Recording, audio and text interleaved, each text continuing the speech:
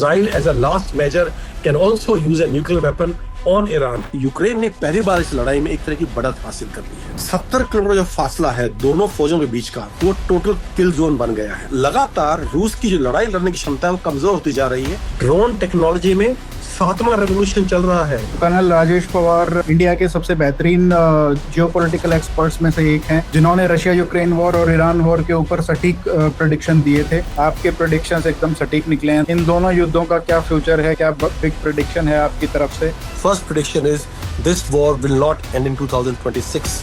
It will continue till 2027.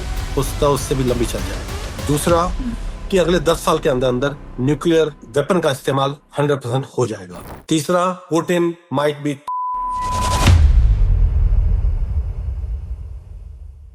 नमस्ते sir, welcome back. और मैं पहले आपका इंट्रोडक्शन देना चाहूँगा जो लोग आपको पहली बार सुन रहे हैं। तो कर्नल राजेश पवार इंडिया के सबसे बेहतरीन जियोपॉलिटिकल एक्सपर्ट्स में से एक हैं, जिन्होंने रशिया यूक्रेन वॉर और ईरान वॉर के ऊपर सटीक प्रेडिक्शन दिए थे। जो वॉर शुरू भी नहीं हुई थी रशिया यूक्रेन की, उससे पहले ही, और जो बहुत सारी बातें उन्होंने कही, कितना लंबा चलेगी ये वॉर, उसके बारे में, ईरान किस तरीके से अमेरिका को सबक सिखाने वाला है। तो ये सारी प्रेडिक्शंस जो उन्होंने बोली थी वो आज सच निकल के सामने आई हैं। दूसरा, मैं ये भी बताना चाहूँगा कि कर्नल राजेश पवार का बहुत ही एक्सटेंसिव कॉम्बैट एक्सपीरियंस है, और ना केवल उन्होंने जो इंसर्जेंसीज हैं वहाँ पे काम किया है इंडिया में, बल्कि बाहर भी, जहाँ पे भी पिछले कुछ सालों में हमने देखा है कि कॉन्फ्लिक्ट, वॉर्स, बैटल्स हुए हैं, वहाँ पे उन्होंने एक्सटेंसिवली ग्राउंड पे जाके कवरेज किया है, जो कि मुझे नहीं लगता कि इंडिया में किसी ने भी इस तरीके से कवर किया है। इतने बैटल फील्ड्स देखे हैं और वहाँ से रिपोर्टिंग किया। So sir, welcome back. मैं ये इस डिस्कशन की शुरुआत में करना चाहूँगा। हमारा जो पिछला वाला पॉडकास्ट था उसमें आपने बोला था कि ईरान के बारे में प्रेडिक्शन किया था, ईरान वॉर के बारे में, और आपने कहा था कि किस तरीके से ईरान एक सबक सिखाने वाला है अमेरिका को। तो क्या जो आपने उस समय देखा था, और उस समय जो बात कर रहे थे लोग, जो बात कर रहे थे, एक्सपर्ट्स जो बात कर रहे थे, वो कह रहे थे कि भाई ये तो यूएस और इजराइल तो इसको 1-2 हफ्ते में रिजीम चेंज हो जाएगा और सारी चीजें यूएस के फेवर में जाने वाली हैं। तो आप किस तरीके से, जो आपका एनालिसिस था वो इतना करेक्ट कैसे था? What were you saying that other people were missing? देखिए, अगर आपको किसी भी लड़ाई को समझना है तो थोड़ा बैकग्राउंड समझना बहुत जरूरी है। और 7 अक्टूबर 2023 से हम देख रहे हैं कि लगातार छुटमुट जो है इंसिडेंट इजराइल और ईरान के बीच में हो रही थी। जब से गाजा में लड़ाई शुरू की है इजराइल ने, लगातार हमें ईरान की तरफ से क्रिटिसिज्म सुनने को मिल रहा था। और हिजबुल्लाह की एक्टिविटीज हो, चाहे हूतीज की हो, चाहे ऑफ कोर्स हमास की हो, क्योंकि सारे के सारे ईरान के प्रॉक्सीज हैं। ईरान को सपोर्ट करता है फाइनेंशियली, मिलिटरीली, पॉलिटिकली और ideologically. They are ideological extensions of the Islamic regime in Iran. और लगातार हम देख रहे थे कि पूरी तरह से शांति नहीं हुई थी। गाजा में युद्ध लगातार चल रहा था, साल से ज्यादा उसको हो गया था। हिजबुल्लाह ने अपनी जो है मिलिटेंट्स एक्टिवेट कर दिए थे और लगातार उत्तरी इजराइल पे हमला कर रहे थे। 2 बार हमने ये भी देखा 23-24 में कि ईरान और इजराइल ने मिसाइल एक्सचेंज किए हैं, कि पहले इजराइल ने हमला किया ईरान के ऊपर, ईरान ने काउंटर हमला किया। तो हमने देखा कि लगातार चल रहा था, और कहीं ना कहीं से एक ये आवाज इजराइल से लगातार उठ रही थी कि हम तब तक पूरी तरह से सेफ नहीं हो सकते जब तक इस इस्लामिक रजीम जो इस वक्त ईरान में है उसको हम पूरी तरह से नेस्तनाबूद ना कर दें, या उसकी जो क्षमता है, उसकी जो मिलिट्री कैपेबिलिटी है, चाहे वो इन टर्म्स ऑफ मिसाइल्स और ड्रोन्स हो या in terms of nuclear capability है, उसको हम पूरी तरह से जब तक खत्म नहीं करेंगे तब तक यहाँ शांति नहीं आएगी और वो हमें चैन से नहीं बैठने देंगे। तो मेरा यह अनुमान था कि इजराइल कुछ ना कुछ ऐसा करेगा जिससे वो ईरान की क्षमता को पूरी तरह से खत्म कर दे, और वो अकेला ये नहीं कर सकता। इसलिए ये मेरा अनुमान था कि इसमें अमेरिका जरूर आएगा, और वो सिर्फ एक अपॉर्चुन मोमेंट की तलाश कर रहे हैं। देखिए, जून में जो लास्ट ईयर हुआ 12 डेज वॉर, उसमें अमेरिका ने अपने B-52 बॉम्बर्स यूज किए, और उन्होंने जो है बोला कि हमने फॉडोर में जो कि न्यूक्लियर इंस्टॉलेशन है ईरान की, वहां उसको तहस नहस कर दिया है। वो बॉम्ब्स इतने डीप जाते हैं, जो उन्होंने बॉम्ब्स ड्रॉप किए थे वो इतने बड़े थे कि इजराइल को उनको ड्रॉप करने की क्षमता नहीं थी। इनफैक्ट दुनिया में अमेरिका के अलावा इतने भारी बॉम्ब्स ड्रॉप करने की क्षमता किसी और कंट्री के पास नहीं है। और वो बॉम्ब बहुत नीचे तक जा सकते हैं। न्यूक्लियर बॉम्ब्स के अलावा कन्वेंशनल बॉम्ब्स में वो सबसे स्ट्रॉन्ग बॉम्ब है, और वो अमेरिका ने वहां काफी तादाद में फोडोर में और जो न्यूक्लियर इंस्टॉलेशन है ईरान की वहां गिराए थे। और उसके बाद उन्होंने क्लेम किया था कि हमने पूरी तरह से ईरान का न्यूक्लियर प्रोग्राम तबाह कर दिया है। लेकिन ये ज्यादातर विशेषज्ञों का मानना था कि ये सच नहीं है। ईरान ने पहले ही शायद वहां से वो न्यूक्लियर मटेरियल तो निकाल लिया था, या वो सिर्फ उस मलबे नीचे दबा हुआ है जिसको ईरान कभी भी बाद में दोबारा रिट्रीव कर सकता है। इसलिए मेरा ये मानना था कि इजराइल के पास एक खबर है और वो ये चाहेगा कि किसी भी तरह से इस न्यूक्लियर मटेरियल को पूरी तरह से खत्म कर दिया जाए, और वो सिर्फ एक मौके की तलाश में है कब दूसरी वॉर शुरू की जाए, चाहे वो किसी फॉल्स फ्लैग के अंडर प्रिटेक्स्ट पे हो या फिर कोई और बहाना बनाकर। और उनको ये बहाना तब मिला जब जो अली खुमैनी है, जिसका इस वक्त जिसको अमेरिका ने मर्डर कर दिया है, जब वो बाहर आया अपनी पूरी कैबिनेट और अपने पूरे आईआरजी कमांडर के साथ एक कॉन्फ्रेंस करने के लिए बाहर निकला अपने बंकर से, मोसाद ने खबर उसी वक्त अमेरिका को दी। नेतान्याहू और ट्रंप की बात हुई और उन्होंने ये एक स्ट्राइक किया जिसमें पूरा जो ईरान की टॉप लीडरशिप थी, चाहे वो पॉलिटिकल लीडरशिप हो, रिलीजियस लीडरशिप हो, मिलिट्री लीडरशिप हो, उसको उन्होंने पूरी तरह से एक डिकैपिटेशन स्ट्राइक लॉन्च करके उनको खत्म कर दिया। तो ये लड़ाई मुझे पता था इस तरह शुरू होने वाली है, और वो सब इसका इंतजार कर रहे थे।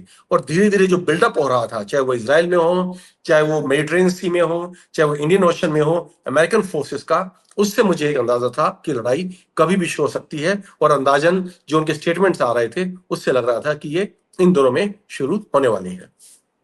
बट सर आपने मतलब ये कैसे एक तरीके से एग्जैक्टली प्रेडिक्ट किया कि ईरान अपर हैंड लेगा इसमें वॉर में?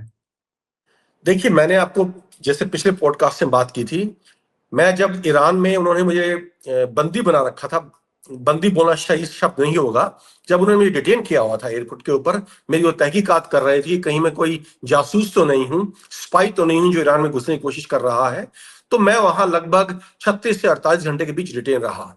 उसमें मुझे बहुत से लोगों ने इंटरोगेट किया, उनकी जो इंटेलिजेंस एजेंसीज हैं उन्होंने इंटरोगेट किया, उनके आईआरजी कमांडर्स हैं वो आए उन्होंने इंटरोगेट किया, उनकी जो लोकल मिलिट्री ऑफिशियल्स हैं उन्होंने इंटरोगेट किया। और कुछ समय बाद जब उनको पूरा यकीन हो गया कि मैं कोई जासूस नहीं हूं, सिर्फ एक वॉर कॉरेस्पॉन्डेंट हूं जो लड़ाई को ईरान से भी कवर करना चाहता हूं, और क्योंकि वो मानते हैं कि इंडियन उनके फ्रेंडली मुल्क के लोग हैं, तो धीरे धीरे वो मुझसे काफी फ्रेंडली हो गए और एक नॉर्मल बातचीत शुरू हो गई। उनका एक मकसद ये भी था कि मेरे थ्रू ये जानना, क्योंकि मैं इसराइल में काफी लंबी रिपोर्टिंग करके आया था, कि इसराइल क्या सोच रहा है, इंडिया क्या सोचता है। और इसी डिस्कशन के दौरान जो मुझे उनकी सोच का पता लगा, उनकी सोच ये थी कि हमारे पास एक अपर हैंड है, क्योंकि हमारे पास कुछ कुछ ऐसे असले हैं जिनका अमेरिका को कोई इल्म नहीं है, और वो जब हम इनको इस्तेमाल करेंगे ना तो इसराइल उनको रोक पाएगा ना अमेरिका उनको रोक पाएगा। और जब मैंने उनको बोला कि इसराइल हमला कर सकता है किसी वक्त, तो उनका यह था कि हम तो वेट कर रहे हैं कि कब इसराइल हम पे हमला करे ताकि हमें एक मौका मिल जाए उसको पूरी तरह से दुनिया के नक्शे से मिटाने का। तब मुझे ये समझ में आया कि इनके पास जो इस वक्त हथियार हैं, या इनके पास जो एक टैक्टिक्स है, या जो भी इनकी एक रणनीति है, वो इस इंतजार में है कि इनके ऊपर हमला हो ताकि अपनी असली ताकत अमेरिका को, इसराइल को और दुनिया को दिखा पाए। सो दे वर प्रिपेयर्ड।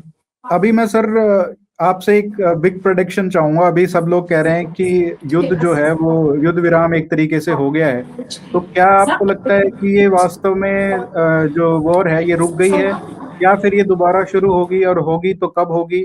तो what is your next big prediction on this war? देखिए, ये वॉर खत्म नहीं हुई है, वॉर तो अभी शुरू हुई है। ये अच्छा। सिर्फ एक तमाशा चल रहा है। देखिए, जो चीजें होती हैं सामने और जो पीछे हो रहा है तो बिल्कुल फर्क होती हैं। अमेरिका को एक पॉज चाहिए था, क्योंकि जो ऑयल प्राइसेस हैं इस वक्त देवर स्काई रॉकेटिंग। जो रिजर्व्स हैं कंट्रीज के, इंडिया जैसी कंट्री के जो जिनके पास लगभग 90 से 100 दिन का स्ट्रेटेजिक रिजर्व रहता है, वो लगभग खत्म हो चुका है। अमेरिकन जो स्ट्रेटेजिक रिजर्व्स हैं जो लगभग 200 से 300 दिन का है, वो लगभग समाप्त होने की कगार पे था।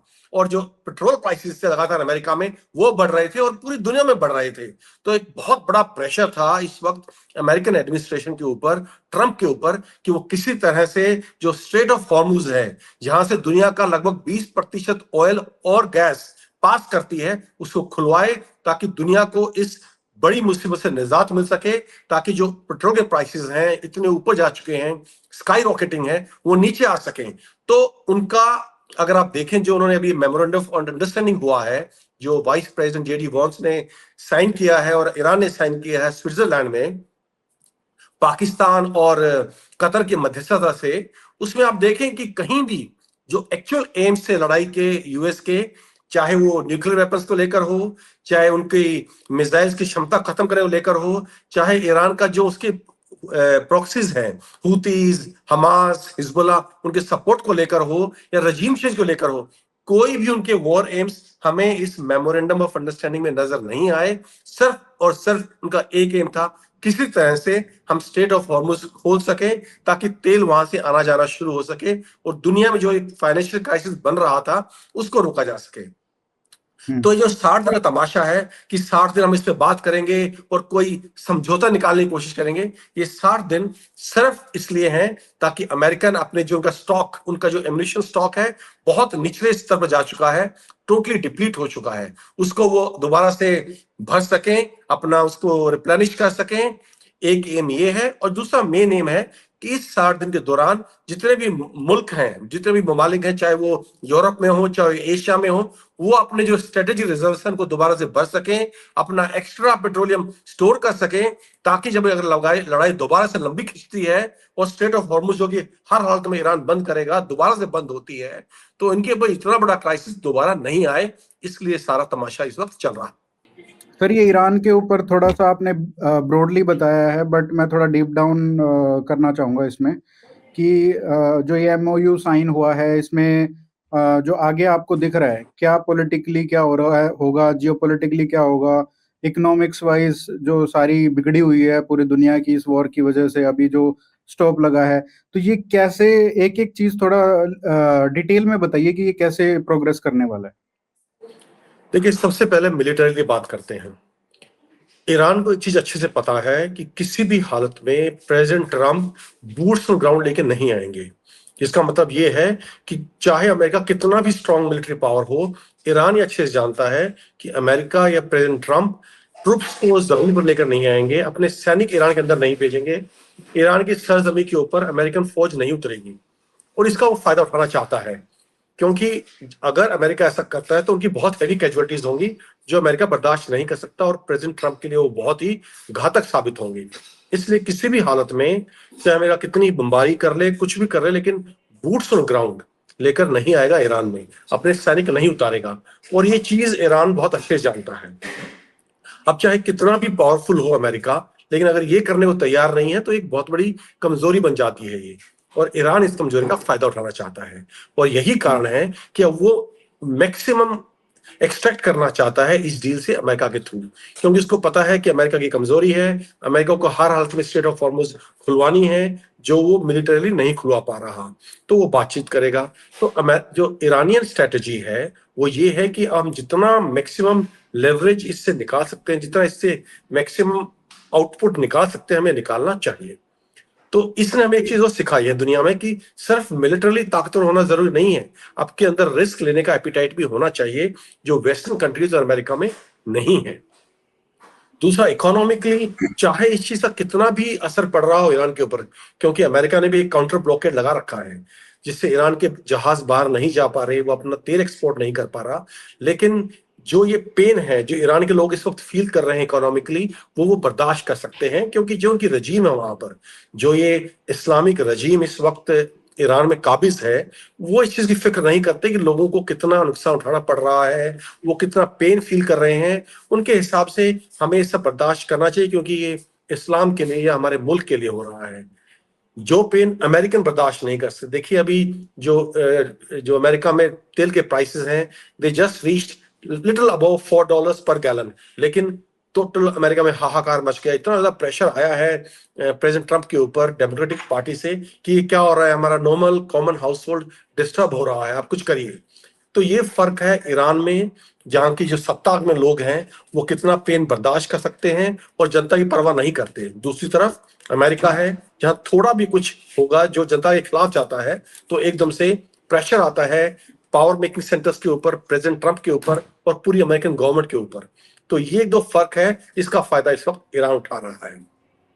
एक जहां बात तक ये भी बोल, मेमोरेंडम, नहीं नहीं बोलिए। Sir, continue. जहां तक मेमोरेंडम ऑफ अंडरस्टैंडिंग जो आया है, देखिए ये भी ईरान अच्छे से समझता है कि this is a desperate act by president Trump to somehow get the strait of Hormuz open. ये डेस्परेशन है और ईरान ये डेस्परेशन देख सकता है, पूरी दुनिया देख सकती है, तो ईरान तो हर हालत में देख ही सकता है और उन्हें पता है कि किसी भी हालत में उन्हें ये स्ट्रेट खुलवानी है। तो अब वो अमेरिका क्या टर्म्स रख रहा है उसकी कोई वो परवाह नहीं कर रहा। अमेरिका कितना बड़ा जहाजी बेड़ा लेके आ गया ईरान की चारों तरफ, वो उसकी परवाह नहीं कर रहा, क्योंकि उसको पता है कि इनको ये स्टेट ऑफ हॉर्मुज खुलवानी है, इनके लिए क्रिटिकल है, तो वो उसका पूरा फायदा उठा रहा है। और अमेरिका मिलिटरी इसको खुलवा नहीं सकता, क्योंकि जो ये चेंज आया है वॉरफेयर के अंदर ड्रोन्स और मिसाइल्स का, अगर अमेरिकन अपने जहाज नजदीक लेके आते हैं, किसी भी तरह से ईरान के समुद्र में उनको नजदीक लेके आते हैं, तो उनके तबाह होने की पूरी आशंका है ड्रोन्स और मिसाइल्स के द्वारा, जो कि ईरान ने बहुत बड़ा उनका जखीरा अंडरग्राउंड पहाड़ों के नीचे गुफाएं खोदकर वहां सुरक्षित रखा हुआ है, और वो किसी भी तरह वक्त कहीं से बिल्कुल लॉन्च कर सकते हैं। और उनका जो खतरा है वो इतना ज्यादा है कि वो अमेरिकन वॉरशिप्स को भी डुबो सकता है, और अगर एक भी अमेरिकन जहाज डुबो दिया ईरान ने, तो इस पूरी लड़ाई का जो है पलटा, ये तख्ता पलट जाएगा। प्रेसिडेंट ट्रंप की इतनी किरकिरी होगी अमेरिका के अंदर इससेल्फ कि उनके लिए सत्ता में बना रहना या फिर इस लड़ाई को आगे ले जाना बड़ा मुश्किल हो जाएगा। लोग बोल रहे हैं कि भाई ईरान ने इस युद्ध में कहीं ना कहीं जो जो भी पॉलिटिकल गोल्स थे या मिलिट्री गोल्स थे प्रेसिडेंट ट्रम्प के, यूएसए के, उनको डिफीट कर दिया है। ये ऑब्जेक्टिवली हमको आज पता है, बट स्टिल बहुत सारे लोग ये बोलते हैं कि ईरान को ये नहीं कह सकते कि ईरान जीत गया, क्योंकि अमेरिका ने उसकी एयरफोर्स खत्म कर दी, उसकी नेवी खत्म कर दी, उसके इतना सारा जो उसका आर्म्स एमिनेशन का वो था वो उसको खत्म कर दिया, और इतना इकोनॉमिकली इतना डैमेज किया है कि 30 साल 40 साल पीछे धकेल दिया है इकोनॉमिकली।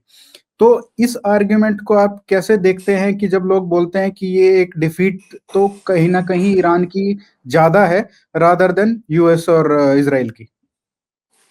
देखिए, इस युद्ध में ईरान को जीतने के लिए अमेरिका को हराना नहीं था, लेकिन सिर्फ ये फैक्ट कि अमेरिका ईरान को नहीं हरा पाया अपने आप में ईरान की जीत है।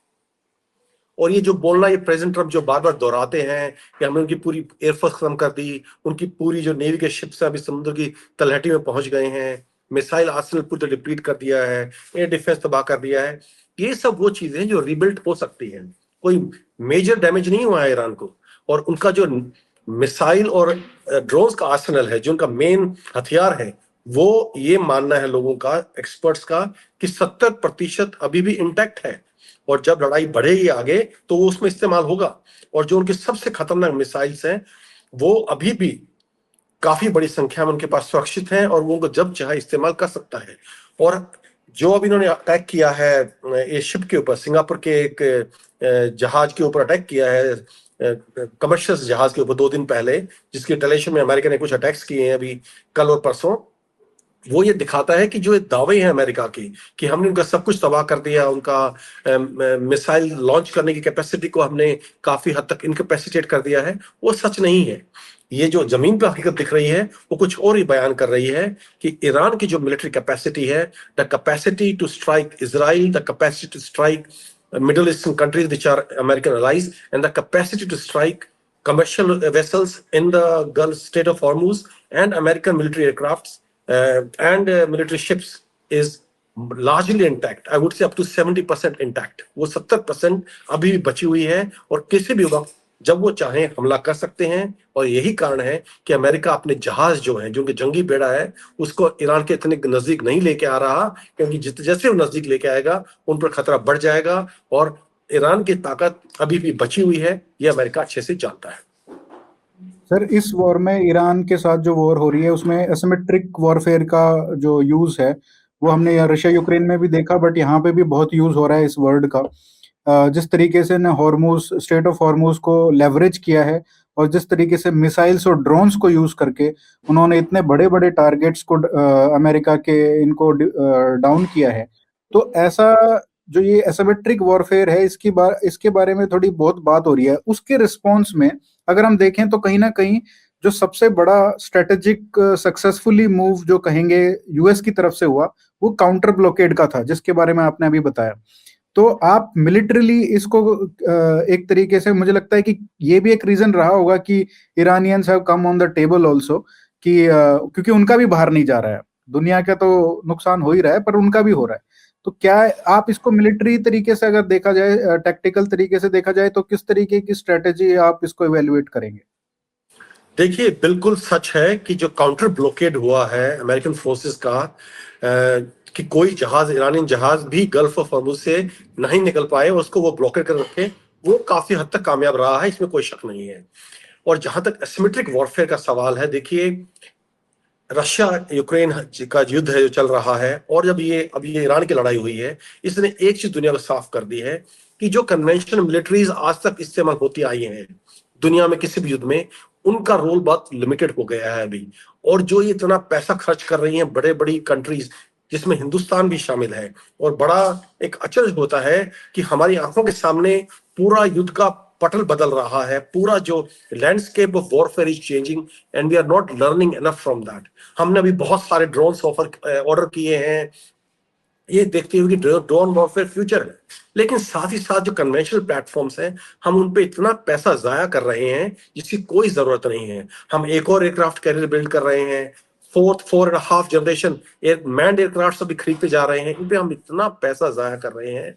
ये पैसा जाना चाहिए काउंटर ड्रोन स्ट्रेटेजीज के ऊपर, इलेक्ट्रॉनिक वॉरफेयर के ऊपर और ड्रोन्स के ऊपर। और जब मैं ड्रोन्स बोलता हूं, तो जो आज ड्रोन यूज हो रहे हैं, 3 हफ्ते में वो आउटडेटेड होते जा रहे हैं। मेरे भी एक मिलिट्री स्पेशलिस्ट से बात हुई यूक्रेन के अंदर, जो कि यूक्रेन में क्या चल रहा है फ्रंट लाइंस के ऊपर टेक्नोलॉजिकल लिहाज से, वो सब कुछ इसके बारे में उनको बहुत डीप नॉलेज है और करंट नॉलेज है।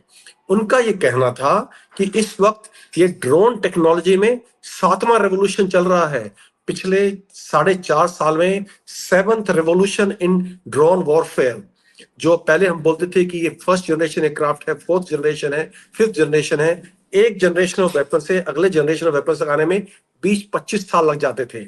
ड्रोन वॉरफेयर में एक जनरेशन के जो ड्रोन्स हैं, वो 2-3 हफ्ते में या 2-3 महीने में ही आउटडेटेड होते जा रहे हैं। और इसी प्रकार जो काउंटर ड्रोन टेक्नोलॉजी है, वो आउटडेटेड होती जा रही हैं, जो अब तक हमारे जो मिलिट्री प्लानर्स हैं इंडिया में, उनको समझ में नहीं आया है। वो ड्रोन खरीद रहे हैं बड़ी संख्या में, क्योंकि सब बोल रहे हैं ड्रोन वॉरफेयर है, लेकिन किस तरह के ड्रोन्स हैं, वो कितने दिन तक चल सकते हैं, हमें कितना उनका स्टॉक पाइल रखना चाहिए। हम ड्रोन्स का अभी हजारों ड्रोन्स खरीद के रख लें, जो कि अगले 1 साल बाद आउटडेटेड हो जाते हैं, तो वो बिल्कुल बेकार है हमारे लिए। हमारी जो इस वक्त मिलिट्री स्ट्रेटेजी होनी चाहिए, रशिया यूक्रेन वॉर को देखते हुए और ईरान की लड़ाई को देखते हुए, वो इस प्रकार की होने चाहिए कि हमारे ड्रोन्स कंटिन्यूसली इवॉल्व हो। जो टेक्नोलॉजी है, ड्रोन्स की गाइडेंस टेक्नोलॉजी है, वो कंटिन्यूसली इवॉल्व हो। अगर वो स्टैटिक हो जाती है तो वो आउटडेटेड हो जाएगी। Similarly counter warfare technology, electronic warfare technology. और बदकिस्मती से जो हमारे मिलिट्री प्लानर्स हैं, हमारे जो थिंक टैंक्स हैं, उनको ये चीज समझ में नहीं आ रही कि कितनी तेज गति है इस ड्रोन टेक्नोलॉजी की इवोल्यूशन की। उनको ये समझ में जरूर आ गया है कि ड्रोन्स आर फ्यूचर, पर उनको ये समझ में नहीं आया कि any drone which is very top of the line drone today will be outdated with in 5 months। This is so fast, it is moving so fast. और अभी नई तरह के ड्रोन्स यूज हो रहे हैं यहाँ पर, जो मुझे अभी पता लगा है, they are called ballistic drones. 2-2.5 हजार किलोमीटर की रेंज है उनकी, बैलिस्टिक ड्रोन जो भी बना रहा है यूक्रेन। तो इतना ज्यादा रेवोल्यूशन हो रहा है ड्रोन टेक्नोलॉजी में कि हम बहुत पीछे हैं इसमें। हमारे प्लेयर्स को अंदाजा ही नहीं है कि क्या क्या नई चीजें आ रही हैं, क्योंकि यूक्रेन काफी हद तक इन चीजों को सीक्रेट रख रहा है, ओपनली सबको नहीं बता रहा, खासकर उन मुल्कों को जो उनको लगता है कि रशिया के करीब हो सकते हैं। और चूंकि मैं यहाँ पर हूँ, मेरा इन लोगों से रास्ता है और मुझे चीजें पता लगता रहती हैं। अभी उन्होंने ड्रोन्स में हर एक में they have put Starlink receivers. जितने ड्रोन्स हैं यूक्रेन के, उनमें स्टारलिंक रिसीवर्स यूज हो रहे हैं। वहां पे इंटरनेट से कनेक्टेड है वो ड्रोन्स, और जो एक ऑपरेटर बैठा है, चाहे 3,000 किलोमीटर दूर बैठा हो, वो उसका 1-to-1 कनेक्शन है अपने ड्रोन के साथ में, वो उसको मनोवर कर सकता है। आप देखिए रियल टाइम में, it is not just a camera like on other drones और missiles which used to happen. It is that station is connected to internet, the person here is connected to the same internet. He can map the whole terrain and then use AI to use this information. तो एक बंदा जो बैठा हो 50-50 drone operate कर पाएगा। Drones are autonomous now, they don't even need human interference. वो अपने आप इवेड कर सकते हैं, किसी भी इलेक्ट्रॉनिक वॉरफेयर के थ्रेट को, किसी भी काउंटर मेजर को अपने आप इवेट कर सकते हैं। They have studied the whole terrain, क्योंकि वो हर बार उसको मैप करते हैं, तो कहाँ उन्हें जमीन के नजदीक जाना है, कहाँ ऊपर उठना है, कहाँ स्ट्राइक करना है, कैसे टारगेट सिलेक्शन करना है। AI is doing all this, and India is nowhere into it. Using AI for launching drones and countering drones, we are nowhere into it. We have to understand this. This is what's right now happening in Ukraine. And similarly, Iran, जिसको हम सोचते थे कि technologically काफी पिछड़ा हुआ मुल्क है compare to America and Europe, अब ये समझ में आ रहा है कि वो अमेरिका और यूरोप के बराबरी का है, कहीं उससे आगे ना हो इस टेक्नोलॉजी में। अभी जो एक आपको याद हो कि पीछे one aircraft was shot by Iran, और जिसका पायलट वहां ईरान में इजेक्ट कर गया था, और जिसको उठाने के लिए, निकालने के लिए वहां से अमेरिका ने बहुत एक ऑपरेशन लॉन्च किया था। अब उस जो पायलट के स्टेटमेंट्स आने शुरू हुए हैं। उसने बोला कि जब मैं जहाज लेके जा रहा था, मेरे सामने एक ड्रोन्स की फॉर्मेशन आ गई which looked like a jellyfish. It was not one drone, it was many drones, one main drone in center and many smaller drones like legs of jellyfish in front of me. और मुझे समझ नहीं आया कि मैं क्या करूं, कैसे उससे वेट करूं। तो टेक्नोलॉजी यहां तक पहुंच गई है जिसका अभी तक हिंदुस्तानी प्लानर्स को कोई अंदाजा ही नहीं है। सर, ईरान पे ईरान वॉर पे मैं एक आखिरी सवाल पूछना चाहूंगा, क्योंकि बहुत सारे लोग ये भी बोल रहे हैं कि ट्रंप ने अभी जो लड़ाई है उसको रोकने का प्रयास इसलिए भी किया है क्योंकि नवंबर में इलेक्शन है और उसके बाद फिर से वो शुरू करना चाहेगा। नेतन्याहू का भी वही हाल है कि अक्टूबर में वहां पे इजराइल में भी इलेक्शन है, तो दोनों चाहते हैं कि जो डोमेस्टिक ऑडियंस है उनको थोड़ा सेटिस्फाई किया जाए, किसी तरीके से डोमेस्टिक इश्यूज पे फोकस भी किया जाए। व्हाट डू यू थिंक कि क्या ये इलेक्शंस की वजह से कोई ये जो हो रहा है हमको दिख रहा है, या फिर और क्या हमको ये अगले साल वापस से ये युद्ध पूरे उसमें दिखेगा शुरू होता हुआ? देखिए, आपने मुझसे बोला कि आप प्रेडिक्ट करते हैं कि कहाँ क्या होगा, कैसे होगा लड़ाई के मामले में। आपको मैं दो प्रेडिक्शंस अभी देता हूं। अब ये आप देखिएगा, ये सच निकलती हैं। पहला, ईरान का युद्ध, जैसा कि लोग मान रहे हैं, अभी 60 दिन का ये जो वक्त मिला है मेमोरेंडम ऑफ अंडरस्टैंडिंग में, कोई ना कोई मसला निकल जाएगा और ये सोल्यूशन हो जाएगा। ईरान युद्ध इस साल खत्म नहीं होगा, ये 2027 में भी जाएगा, हो सकता है उससे भी लंबा खिंच जाए। और दूसरा, ये युद्ध जब तक खत्म नहीं होगा, जब तक इजराइल और अमेरिका बिल्कुल ईरान का सर्वनाश नहीं कर देंगे, जब तक उसको बिल्कुल मलियामेट नहीं कर देंगे या बिल्कुल उसको घुटनों पर लेकर नहीं आ जाएंगे, जिसके लिए ईरान तैयार नहीं होगा बिना रजीम चेंज के। जो मुल्ला रजीम है ईरान के अंदर, जब तक उसको बदली नहीं किया जाएगा तब तक ईरान घुटनों पर नहीं आएगा। और उसको अगर चेंज करना है तो ट्रूप्स ऑन ग्राउंड उतारने पड़ेंगे, जिसको अमेरिका नहीं उतार सकता। उतारेगा तो बहुत कैजुअलिटीज होंगी जिसको अमेरिकन पब्लिक एक्सेप्ट नहीं करेगी। ये अपने आप में बहुत कॉन्ट्रडिक्शंस हैं अमेरिकन पॉलिसी में।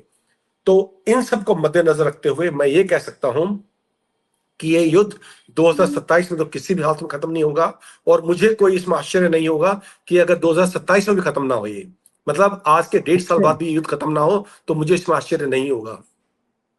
तो क्या चाहे फुल ईरानियन स्केल ना रेजिम हो। इतना जी, लंबा सस्टेन कर पाएगी? मैं जैसे कि बोला, जब तक ट्रूप्स ऑन ग्राउंड नहीं आएंगे ये लड़ाई चलती रहेगी, और ट्रूप्स ऑन ग्राउंड अमेरिका उतार नहीं सकता, क्योंकि इतनी कैजुअलिटीज होंगी जो अमेरिकन पब्लिक बर्दाश्त नहीं करेगी। तो सिर्फ एक ही चारा बचता है कि ईरान का पूरा इंफ्रास्ट्रक्चर, पूरी पूरी ऑयल प्रोड्यूसिंग कैपेसिटी, जितना भी उनका जो वहां पे इंस्टॉलेशन, उनको पूरे से तबाह कर दिया जाए ताकि ईरान बिल्कुल मलियामेट हो जाए। यही एक चारा बचता है। और अंत में मुझे लगता है by using their weapons, by using the bigger bombs, they will bomb Iran totally out of existence.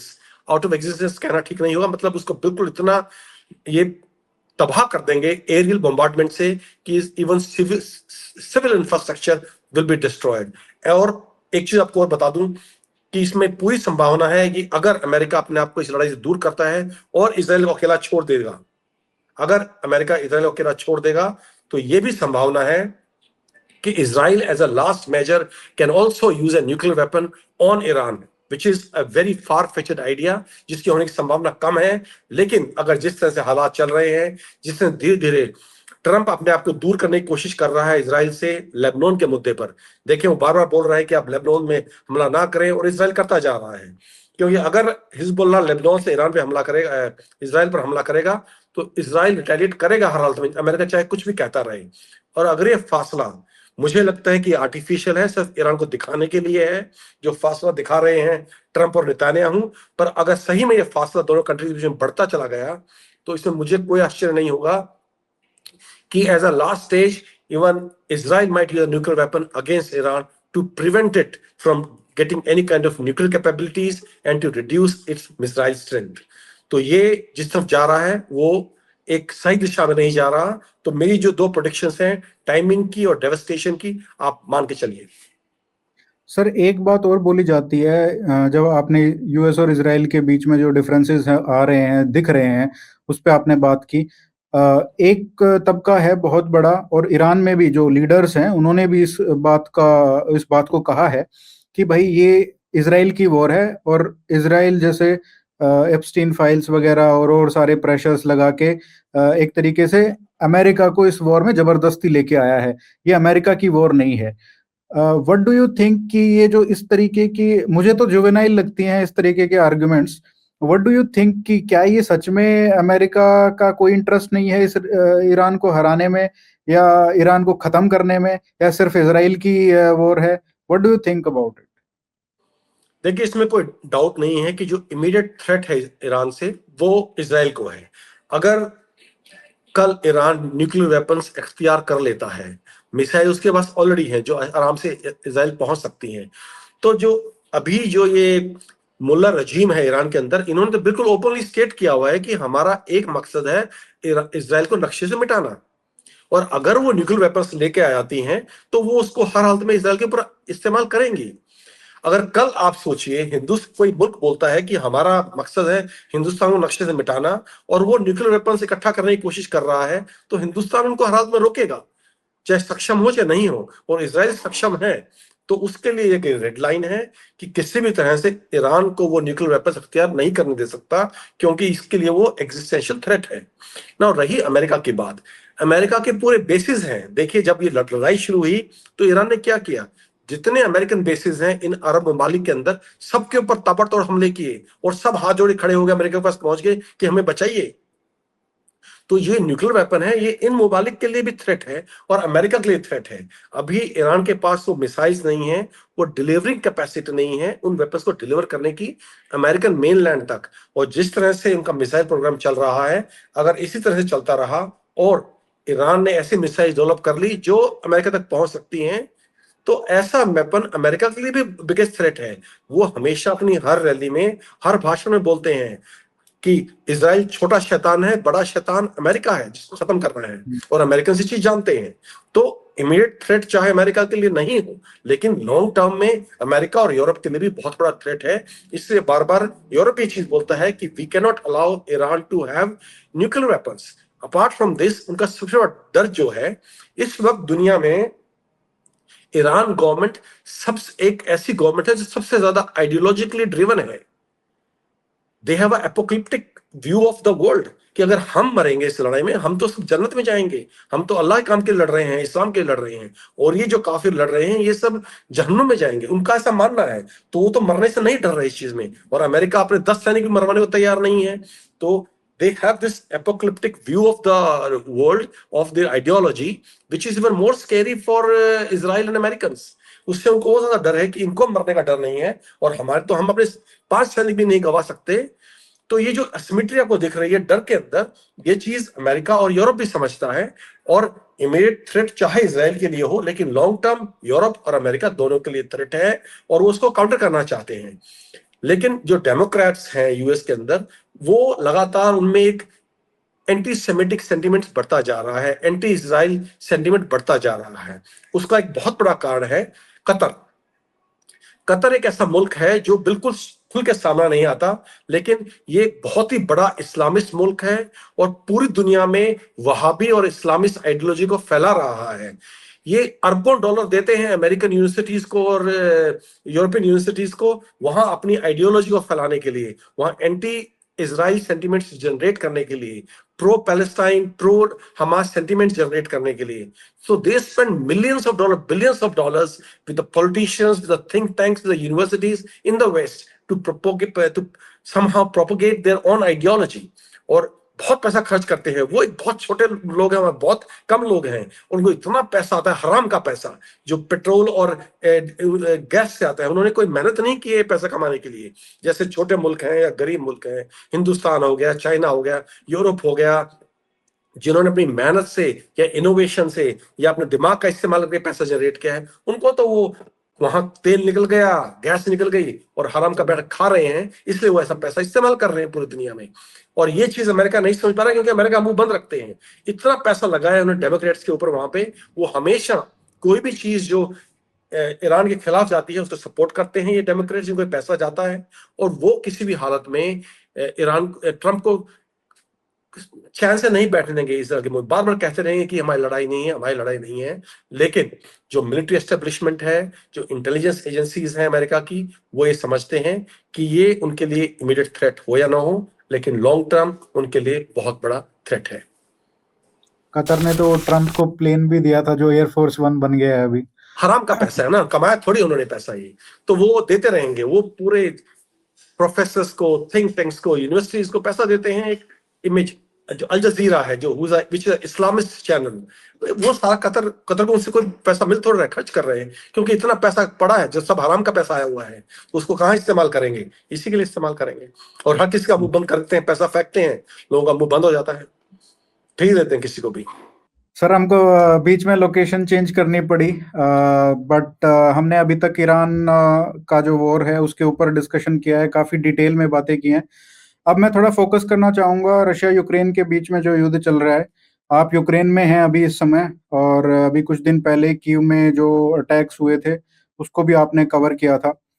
तो मैं ये जानना चाहता हूँ आपसे कि रशिया यूक्रेन वॉर फ्रंट पे क्या एक्चुअली में क्या हो रहा है ऑन ग्राउंड? क्या कुछ रिन्यूड अटैक्स की जो खबरें आ रही हैं, क्या वो कुछ नया वहां पे शुरू हुआ है, या फिर जो पहले से हो रहा था वही कंटिन्यू हो रहा है, अभी हाईलाइट ज्यादा हो रहा है? तो what does the situation on the ground actually looks like? Front lines पे भी थोड़ा बताइए, और जो स्ट्रेटेजिक सर्कल्स में रशिया और यूक्रेन की साइड में जो बातें हो रही है उसके बारे में भी थोड़ा बताइए। देखिए, अभी मैं पिछले जो है 2-2.5 महीने से कीव में ही रह रहा हूँ। यहाँ हर लगातार दूसरे तीसरे दिन ये आम बात है, स्पेशली रात के वक्त भयंकर बमबारी हो रही है, खासकर पिछले 1 महीने से। और ये बमबारी दोनों तरफ से हो रही है। इट वॉज एक्सपेक्टेड, क्योंकि यहाँ हमें खबर मिल रही थी कि यूक्रेन ने सेंट पीटर्सबर्ग में हमला किया है, जो कि उसका दूसरा सबसे बड़ा शहर है रूस का। उसके बाद उन्होंने मॉस्को पे हमला किया है, और लगातार यूक्रेन जो ऑयल इंस्टॉलेशन है यूक्रेन के, रशिया के सॉरी, चाहे वो रिफाइनरीज हो, चाहे प्रोडक्शन सेंटर्स हो, वहां लगातार डीप इनसाइड रशियन टेरिटरी बमबारी कर रहा है। तो ये स्वाभाविक था कि रूस उसका रिटेलिएशन करेगा। तो यहाँ everybody was braced up. Kyiv में हर कोई तैयार था कि भारी बमबारी होने वाली है आज रात को या कल रात को या आने वाले दिनों में। और इसके बारे में जो प्रेसिडेंट जेलेंस्की हैं यूक्रेन के, उन्होंने जनता को आगाह किया था कि आप तैयार रहिए। और यहाँ तक कि जो लेवरोव हैं, सर्गेई लेवरोव, जो कि रूस के विदेश मंत्री हैं, उन्होंने मार्को रूबियो जो कि अमेरिका के विदेश मंत्री हैं, उनको फोन पर यहाँ तक चेतावनी दे दी थी कि आप अपना एम्बेसी स्टाफ कीव से निकाल लीजिए, क्योंकि हम भारी हमला करने वाले हैं, हमें हमले का जवाब देना पड़ेगा। ये तो रही हालत कीव की। अभी फ्रंट लाइंस पे क्या हो रहा है? फ्रंट लाइंस पे लगभग लाइंस स्टैटिक है, ना रूस से आगे बढ़ पा रहे हैं, ना यूक्रेन आगे बढ़ पा रहे हैं, और लगातार कैजुअलिटीज हो रही हैं। और मेरे जो जानकार हैं, काफी अच्छे मित्र हैं, जिनको काफी अंदर तक की खबर रहती है यूक्रेनियन फौज की भी, और यहाँ की जो टेक्नोलॉजिकल एडवांसमेंट हो रही है, क्योंकि वो एडवाइजर हैं कई सारी ड्रोन कंपनीज के, और even to the Ukraine government उन सम इश्यूज। तो उन्होंने मुझे खबर दी थी कि 70 किलोमीटर का जो इलाका है दोनों फोर्सेस के बीच का, देखिए अगर आप यूक्रेन और रशिया का बॉर्डर देखें, वो 1000 मील से भी ज्यादा लंबा है। तो जो फौजें हैं दोनों तरफ की, चाहे यूक्रेन की हो चाहे रूस की हो, आमने सामने डटी हैं इस लगभग 1000 किलोमीटर के फ्रंटियर पर। और इस 1000 किलोमीटर फ्रंटियर पर 70 किलोमीटर जो फासला है दोनों फौजों के बीच का, वो टोटल किल जोन बन गया है। वहां एक जो बोलते हैं ना, परिंदा भी पर नहीं मार सकता। कोई भी मूवमेंट होती है, चाहे वो इंसान की हो, चाहे वो मोटरसाइकिल की हो, साइकिल की हो, टैंक की हो, गाड़ियों की हो, कोई भी किस तरह की मूवमेंट है इमीडिएटली डिटेक्ट हो जाती है, और इमीडिएटली उसके ऊपर ड्रोन से हमला हो जाता है। 24 घंटे मॉनिटरिंग में रहती है दोनों तरफ से। तो वो 70 किलोमीटर का इलाका अभी बिल्कुल सोल्जर रहित है। जो सामने सामने फौज में उस 70 किलोमीटर के इलाके में ना कोई टैंक है, ना कोई सिपाही है, ना कुछ है। जो भी हो सब अंडरग्राउंड है, अंडरग्राउंड ही मूवमेंट हो रही है। तो फौजें आगे नहीं बढ़ पा रही हैं। ये हालत है इस वक्त बैटलफील्ड की। अगर आप ओवरऑल सिनेरियो ले वॉर का, तो इस वक्त रूस दबाव में दिख रहा है, क्योंकि जिस तरह मैंने आपको बताया कि यूक्रेन ने रूस के जो मिलिट्री इंस्टॉलेशंस हैं, ऑयल इंस्टॉलेशंस हैं, रिफाइनरीज हैं, उन पर बहुत डीप इनसाइड रशियन टेरिटरी 2-2.5 हजार किलोमीटर बॉर्डर दूर के इलाकों में भी भारी बमबारी की है, भारी नुकसान पहुंचाया है। उसका असर यह हुआ है कि रूस में इस वक्त भारी किल्लत पड़ गई है तेल की। अभी एग्रीकल्चर सीजन शुरू हो रहा है, तो जो एग्रीकल्चर इक्विपमेंट है उनको डीजल चाहिए। गाड़ियां जो प्राइवेट व्हीकल्स हैं, सरकारी व्हीकल्स हैं, लड़ाई के लिए जो इस्तेमाल हो रही हैं गाड़ियां, उनको डीजल चाहिए। उसकी भारी कमी हो गई है, क्योंकि लगभग सारी रिफाइनरीज पे यूक्रेन ने हमला करके उनको काफी हद तक इन ऑपरेशन कर दिया है। ऑयल प्रोडक्शन काफी सफर हुआ है।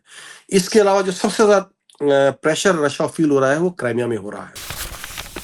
क्राइमिया में यूक्रेन ने ड्रोन्स का इस्तेमाल करते हुए जितने वहां इलेक्ट्रिसिटी प्रोडक्शन फैसिलिटीज हैं, सर थोड़ा बिजली क्रीमिया बनाने के के बिजली बारे घर में भी हैं। बता दीजिए लोगों को जिनको नहीं पता है क्रीमिया का क्या इम्पोर्टेंस है और क्या क्राइमिया एक सही। पेनिनसुला है जो पहले यूक्रेन का हिस्सा था। 2014 में जब मैदान रेवोल्यूशन हुआ था यूक्रेन के अंदर, तो रूस ने उसको अपने कब्जे में ले लिया था, क्योंकि वहां रूस का और उससे पहले सोवियत यूनियन का सबसे बड़ा नेवल बेस ब्लैक सी का स्वास्थ्य में क्रेमिया के अंदर था। जब 1990 में सोवियत संघ टूट गया और यूक्रेन और रूस दो अलग अलग मुल्क बन गए, तो यूक्रेन और रूस क्योंकि बहुत क्लोज थे एक दूसरे के, तो यूक्रेन इस बात पर सहमत हो गया था कि आपको हम इस स्वास्थ्य के एरिया की, जहां नेवल बेस था सोवियत संघ का और जो बाद में रूस ने ले लिया था, इसकी आपको 100 साल की लीज दे देते हैं। ये इलाका आपका है, आप इसको इस्तेमाल कर सकते हैं। सब कुछ ठीक था, क्योंकि दोनों में काफी फ्रेंडली रिलेशनशिप थे। फिर 2014 का मैदान रेवोल्यूशन हुआ, जो लोगों का मानना है कि काफी हद तक अमेरिका, CIA, MI6 और जितनी इंटेलिजेंस एजेंसीज हैं पश्चिमी देशों की, उनका इसमें बड़ा हाथ था। उन्होंने रेवोल्यूशन किया। उसके बाद जो गवर्नमेंट उन्होंने यहाँ इंस्टॉल की वो पूरी तरह से रूस विरोधी थी। तो रूस को लगा कि ये जो हमारा सबसे बड़ा नेवल बेस है, जिसको ओनली वार्म वाटर पोर्ट, देखिए रूस बहुत ठंडा मुल्क है, रूस के बाकी जितने पोर्ट हैं वो सब सर्दियों में जम जाते हैं, बर्फ से जम जाते हैं, तो जहाज हरकत नहीं कर सकते, इंपोर्ट एक्सपोर्ट नहीं हो सकता, कोई मूवमेंट नहीं हो सकती। तो रूस के जो बहुत ही कम वार्म वाटर पोर्ट्स हैं जो पूरे साल खुले रह सकते हैं, स्वास्थ्योपोल उनमें से एक है। और अगर ये भी उनके हाथ से निकल जाता तो रूस जो है, ब्लैक सी जो है, काला सागर, उसमें उसकी मिलिट्री पावर को बहुत बड़ा धक्का लगता। तो उसको रोकने के लिए और ये देखते हुए कि अभी जो कीव में, यूक्रेन में जो नई गवर्नमेंट आ रही है वो पूरी पश्चिमी देशों से सपोर्टेड है और रूस विरोधी है, उन्होंने पूरी क्राइमिया को वहां एक प्लेबिसाइट करा के, एक जनमत करा के, उसके आधार पर रूस का हिस्सा डिक्लेयर कर दिया। तब से 2014 से क्राइमिया जो है रूस का हिस्सा रही है। क्राइमिया में काफी समस्याएं हैं, जैसे वहां अपना खुद का पानी नहीं है, तो वो पानी एक नहर के जरिए जाता था, निप्रो नदी से, यूक्रेन से होता हुआ, जो कि 2014 में जब रूस ने कब्जा किया तो उन्होंने वो नहर का पानी काट दिया। तो उसके लिए, उससे निजात पाने के लिए रूस को एक लगभग 5.5 से 7.5 किलोमीटर लंबा पुल बनाना पड़ा समुद्र में, जो कि रूस की मेन लैंड को क्राइमिया से जोड़ता है, जिसको कर्च ब्रिज बोलते हैं। बहुत ही सामरिक महत्व का ब्रिज है। उसके नीचे नीचे पानी की पाइपलाइन चलती है, जहां से उनको क्राइमिया को पानी सप्लाई होना था। और यही एक बड़ा कारण था कि जब युद्ध शुरू हुआ 2022 में, रूस ने सबसे पहले खरसोन का जो इलाका है उस पर कब्जा किया, क्योंकि खरसोन ही वो जगह है जहां से निप्रो नदी से नहर निकलकर पानी क्राइमिया को सप्लाई करती थी। तो वो पानी की सप्लाई सुनिश्चित करने के लिए उन्होंने खरसोन पे कब्जा किया और अब वो रूस का हिस्सा है। लेकिन जब से ये अभी ड्रोन युद्ध शुरू हुआ है और इसकी इंटेंसिटी बढ़ी है पिछले कुछ दिनों में, हम देख रहे हैं कि जितने भी इलेक्ट्रिसिटी के इंस्टॉलेशन से क्राइमिया के अंदर यूक्रेनियन ड्रोन से उनको पूरी तरह से तबाह कर दिया है। वहां की जितनी रिफाइनरीज है उनको तबाह कर दिया है, ऑयल डिपो तबाह कर दिए हैं। तो लोगों को बड़ी भारी परेशानी का सामना करना पड़ रहा है। इलेक्ट्रिसिटी नहीं है, गाड़ियों के लिए तेल बिल्कुल नहीं है, पानी की कमी पड़ गई है, फूड की कमी पड़ गई है, क्योंकि हर चीज जो है वो रशियन मेनलैंड से आनी है। कर्च ब्रिज काफी हद तक डैमेज कर दिया है यूक्रेन ने। और जो लैंड कनेक्शन है, जो डोनबास और खरसों से होता हुआ क्राइमिया आते हैं, वहां पर मैंने बोला आपको कि 70 किलोमीटर के इलाके में कोई मूवमेंट नहीं हो सकती। ड्रोन ने सब कुछ रोक दिया है। कुछ भी चीज मूवमेंट करती है, चाहे वो खाने की गाड़ी हो, तेल की गाड़ी हो, किसी तरह की रसोई गाड़ी हो, उसके ऊपर इमीडिएटली ड्रोन अटैक होता है, उसको तबाह कर दिया जाता है। तो हालात इतने गंभीर हो चुके हैं जिसकी वजह से इस वक्त रूस भारी प्रेशर में है। और यहाँ ये बताना भी बड़ा जरूरी होगा कि यूक्रेन ने पहली बार इस लड़ाई में एक तरह की बढ़त हासिल कर ली है, और उसका मेन जो कारण है वो उनकी ड्रोन टेक्नोलॉजी में पकड़ है। यूक्रेन्स लगातार इनोवेट कर रहे हैं, नई से नई टेक्नोलॉजी लेके आ रहे हैं, पुरानी टेक्नोलॉजी को इंप्रूव कर रहे हैं, सस्ते से सस्ते और बहुत ही प्रभावी ड्रोन्स पैदा कर रहे हैं, उनको बड़ी संख्या में प्रोडक्शन कर रहे हैं। काफी हद तक इसमें उनको यूरोप का साथ है, यूरोपीय मुल्क उनकी मदद कर रहे हैं, चाहे वो टेक्नोलॉजिकल हो चाहे फाइनेंशियल हो। और काफी बड़ा यह असला यूरोप की धरती पर इसको प्रोड्यूस किया जा रहा है और फिर इसको यूक्रेन में युद्ध के लिए लाया जा रहा है। हम्म। तो अभी ये बताइए सर कि ये चाहे हम यूक्रेन की बात करें, प्रेसिडेंट जेलेंस्की की बात करें, या रशिया में प्रेसिडेंट पुतिन की बात करें, इनका एंड गेम क्या है? एंड गेम तो कहना बड़ा मुश्किल है, क्योंकि वॉर में कुछ भी प्रिडिक्ट करना कि कल क्या होगा या एक साल बाद क्या होगा बड़ा मुश्किल होता है। लेकिन युद्ध की शुरुआत किस बिना पे हुई थी वो हम बता सकते हैं कि what are the war aims. जब एक युद्ध शुरू होता है तो जो साइड युद्ध शुरू करती है उसके कुछ वॉर एम्स होते हैं, जिसको हम बोलते हैं एम ऑफ द वॉर। जो एम था रूस का इस युद्ध को शुरू करते वक्त, उनके दो बड़े एम थे। पहला कि यूक्रेन हर हालत में न्यूट्रल रहे, यूक्रेन किसी भी हालत में नेटो को ज्वाइन ना करे, क्योंकि अगर यूक्रेन नेटो ज्वाइन कर लेता है तो फिर जो नेटो की फौज है, अमेरिका की फौज है, यूरोपियंस की फौज है, वो बिल्कुल रूसी बॉर्डर तक आ जाएगी। और यूक्रेन बॉर्डर से किसी मिसाइल को मॉस्को तक पहुंचने में 2 मिनट से भी कम का वक्त लगता है, जो कि बहुत कम वार्निंग टाइम है। और ये चीज कि आपके बिल्कुल बॉर्डर पर आपके दुश्मनों की फौज आ गई है, कोई भी बड़ी ताकत किसी भी तरह से एक्सेप्ट नहीं करेगी। आपको याद हो 1962 में बे ऑफ पिग्स क्राइसिस हुआ था, जिसमें रूस ने, उस वक्त सोवियत संघ ने क्यूबा में कुछ मिसाइल लगाने की कोशिश की थी, और अमेरिका ने उसको बिल्कुल रेड लाइन बोल दिया था कि ये 100% वर्ल्ड वॉर की तरफ जाएगा, हम ये अलाउ नहीं करेंगे। तो वही स्थिति इस वक्त रूस की थी। तो उसने बोला हम किसी भी हालत में जो है यहाँ नेटो फोर्सेस का आना या नेटो की मिसाइल्स हमारे बॉर्डर पर लगना एक्सेप्ट नहीं करेंगे, और अगर यूक्रेन नेटो का हिस्सा बनता है तो ऐसा होगा, तो हम किसी भी हालत में यूक्रेन को नेटो का हिस्सा एक्सेप्ट नहीं करेंगे। ये उनका सबसे बड़ा जो था एम था, वॉर एम था इस लड़ाई में। और जैसे जैसे लड़ाई बढ़ रही है हम देख रहे हैं कि रशिया ने अभी पूरी कोशिश करके देख ली है, लेकिन स्वीडन ने नेटो ज्वाइन कर लिया है, फिनलैंड ने ज्वाइन कर लिया है। तो जो एम लेके रूस चाहा था, चीजें उसके बरखिलाफ होती चली गई। इसके बाद जब उस एक और रूस ने चेतावनी दी थी युद्ध के शुरू में कि अगर कोई भी मुल्क इस लड़ाई के बीच में आता है हमारे बीच में, उसको हम बिल्कुल खत्म कर देंगे, वो उनके इतिहास का अब तक का सबसे बुरा दिन होगा। ये पुतिन के कोट अनकोट वर्ड्स थे।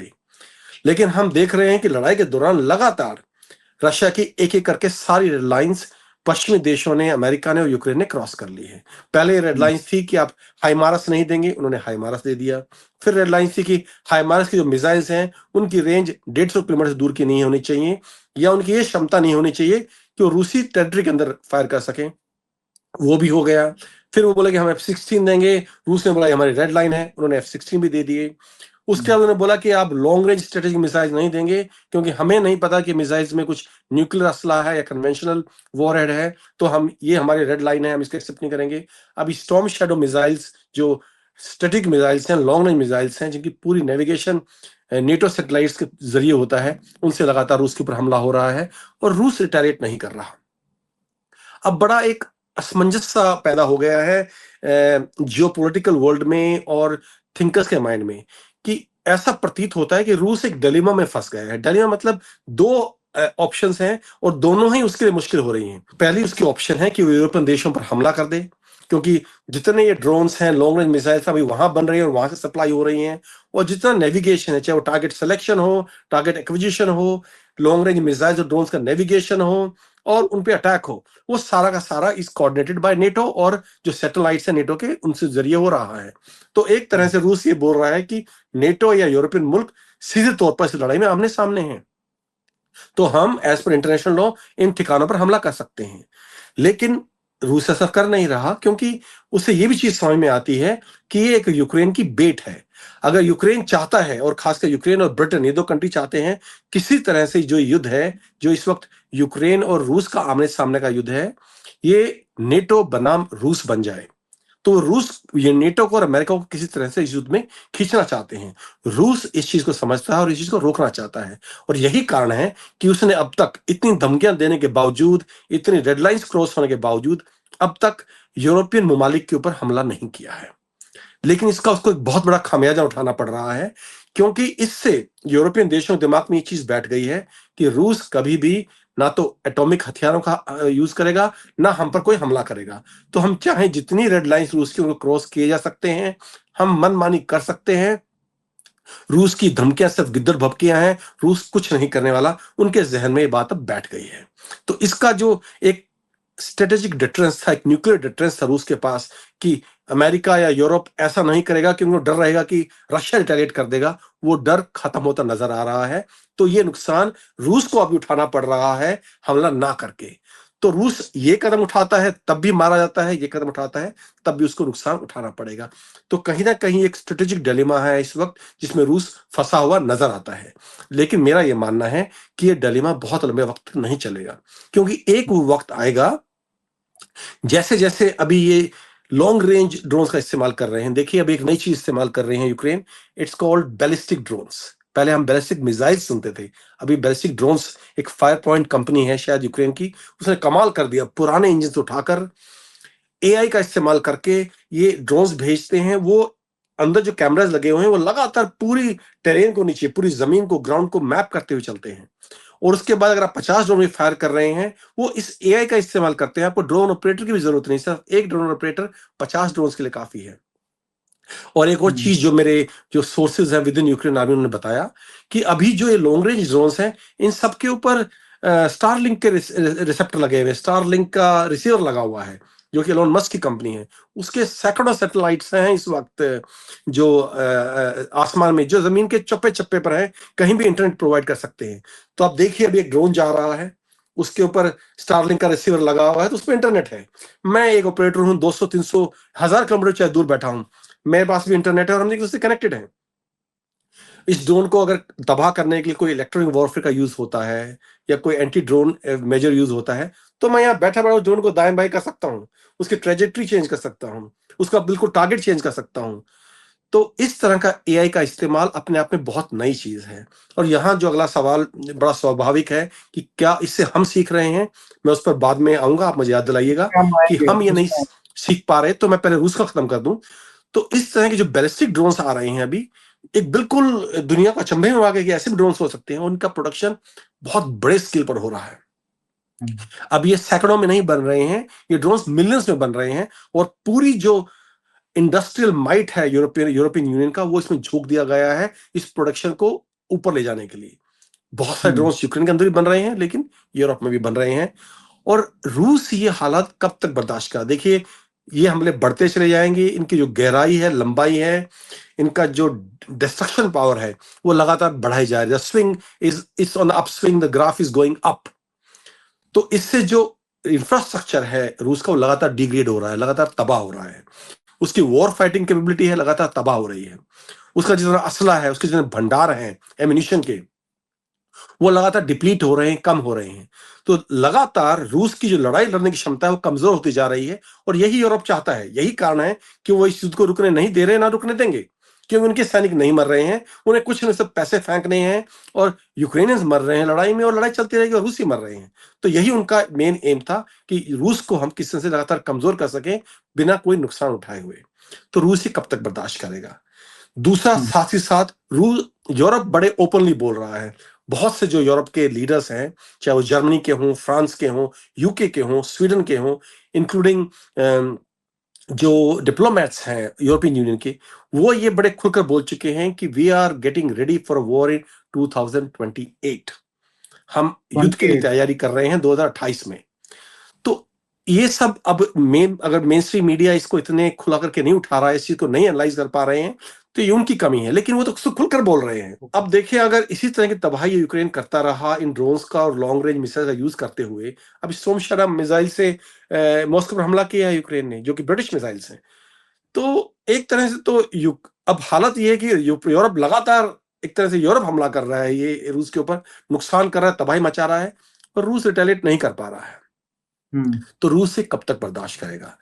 तो जैसे जैसे एक तरफ जहां रूस की मिलिट्री फाइटिंग कैपेबिलिटी है, उनके असला है, उनका एम्यूनिशन स्टॉक है, उनका इंफ्रास्ट्रक्चर है, वो डिप्लीट हो रहा है, साथ ही साथ लगातार पूरा यूरोप इस वक्त युद्ध के लिए अपना industrial production, military industrial production ramp up कर रहा है, उसका प्रोडक्शन कई गुना बढ़ा रहा है ताकि युद्ध के लिए वो तैयार हो जाए। तो 28 तक यूरोप के पास अभी 1.5-2 साल हो रहे हैं उसको उस लेवल तक पहुंचने में, जब वो रूस का खुद मुकाबला कर सकता है बिना अमेरिका की हेल्प के। और ये एम यूरोप का सबके सामने बिल्कुल क्लियर है। अमेरिका भी ये चाहता है, इसके लिए बार बार ट्रंप पुश कर रहा है कि आप, पहले उसने पुश किया कि 2% अपना जीडीपी का आप रक्षा बजट पर खर्च करिए। अब वो पिछले 1.5 साल से पुश कर रहा है कि आप 5% पर लेके जाइए, ताकि अगर अमेरिका चाइना में या ईरान में या कहीं और बिजी रहता है तो यूरोप अपने आप रूस को टेक ऑन कर सके। तो रूस भी ये चीज समझता है कि वो जितना ज्यादा लंबा वक्त देगा यूरोप को, उतना उसके लिए किसी फ्यूचर वॉर में जीतना लगभग इम्पॉसिबल हो जाएगा। और यही वो वक्त होगा जब न्यूक्लियर वेपन्स का इस्तेमाल होगा। मैंने पीछे पहले भी बोला है कि हम अपने जीवन में न्यूक्लियर वेपन्स का इस्तेमाल होते हुए देखेंगे, और मैं ये मानता हूं कि ये हम इस दशक के अंत से पहले पहले 2030 या इसको ज्यादा खींचे 2035, अगले 10 साल के अंदर अंदर हम न्यूक्लियर वेपन्स का इस्तेमाल देखेंगे हर हालत में, चाहे वो ईरान के अंदर हो, चाहे वो इजराइल ईरान में हमला करे, या रूस यूरोप में या यूक्रेन में कहीं और हमला करे। लेकिन अगले 10 साल के अंदर न्यूक्लियर वेपन जो है उनका इस्तेमाल हम होते हुए देखेंगे। और जैसे मैंने बोला, जब रूस की क्षमता इतनी कमजोर हो जाएगी कि वो यूरोप को टेक ओवर नहीं कर पाएगा मिलिटरीली, तो एक जनता में अभी से इतनी आवाज उठ रही है। अगर मैं आई बीन फॉलोइंग जो रशियन मीडिया है या रशियन पब्लिक ओपिनियन मेकर्स है, उनको भी फॉलो करता हूं, वहां अभी से आवाज उठ रही है पुतिन के खिलाफ कि पुतिन इस लड़ाई को, पुतिन अभी भी बहुत पॉपुलर है, अभी भी उसकी पॉपुलैरिटी 80% के आसपास है, लेकिन 80% के आसपास लोग अब उन्होंने अभी ये मानना शुरू कर दिया है कि जिस तरह से वो लड़ाई को हैंडल कर रहा है वो ठीक नहीं है।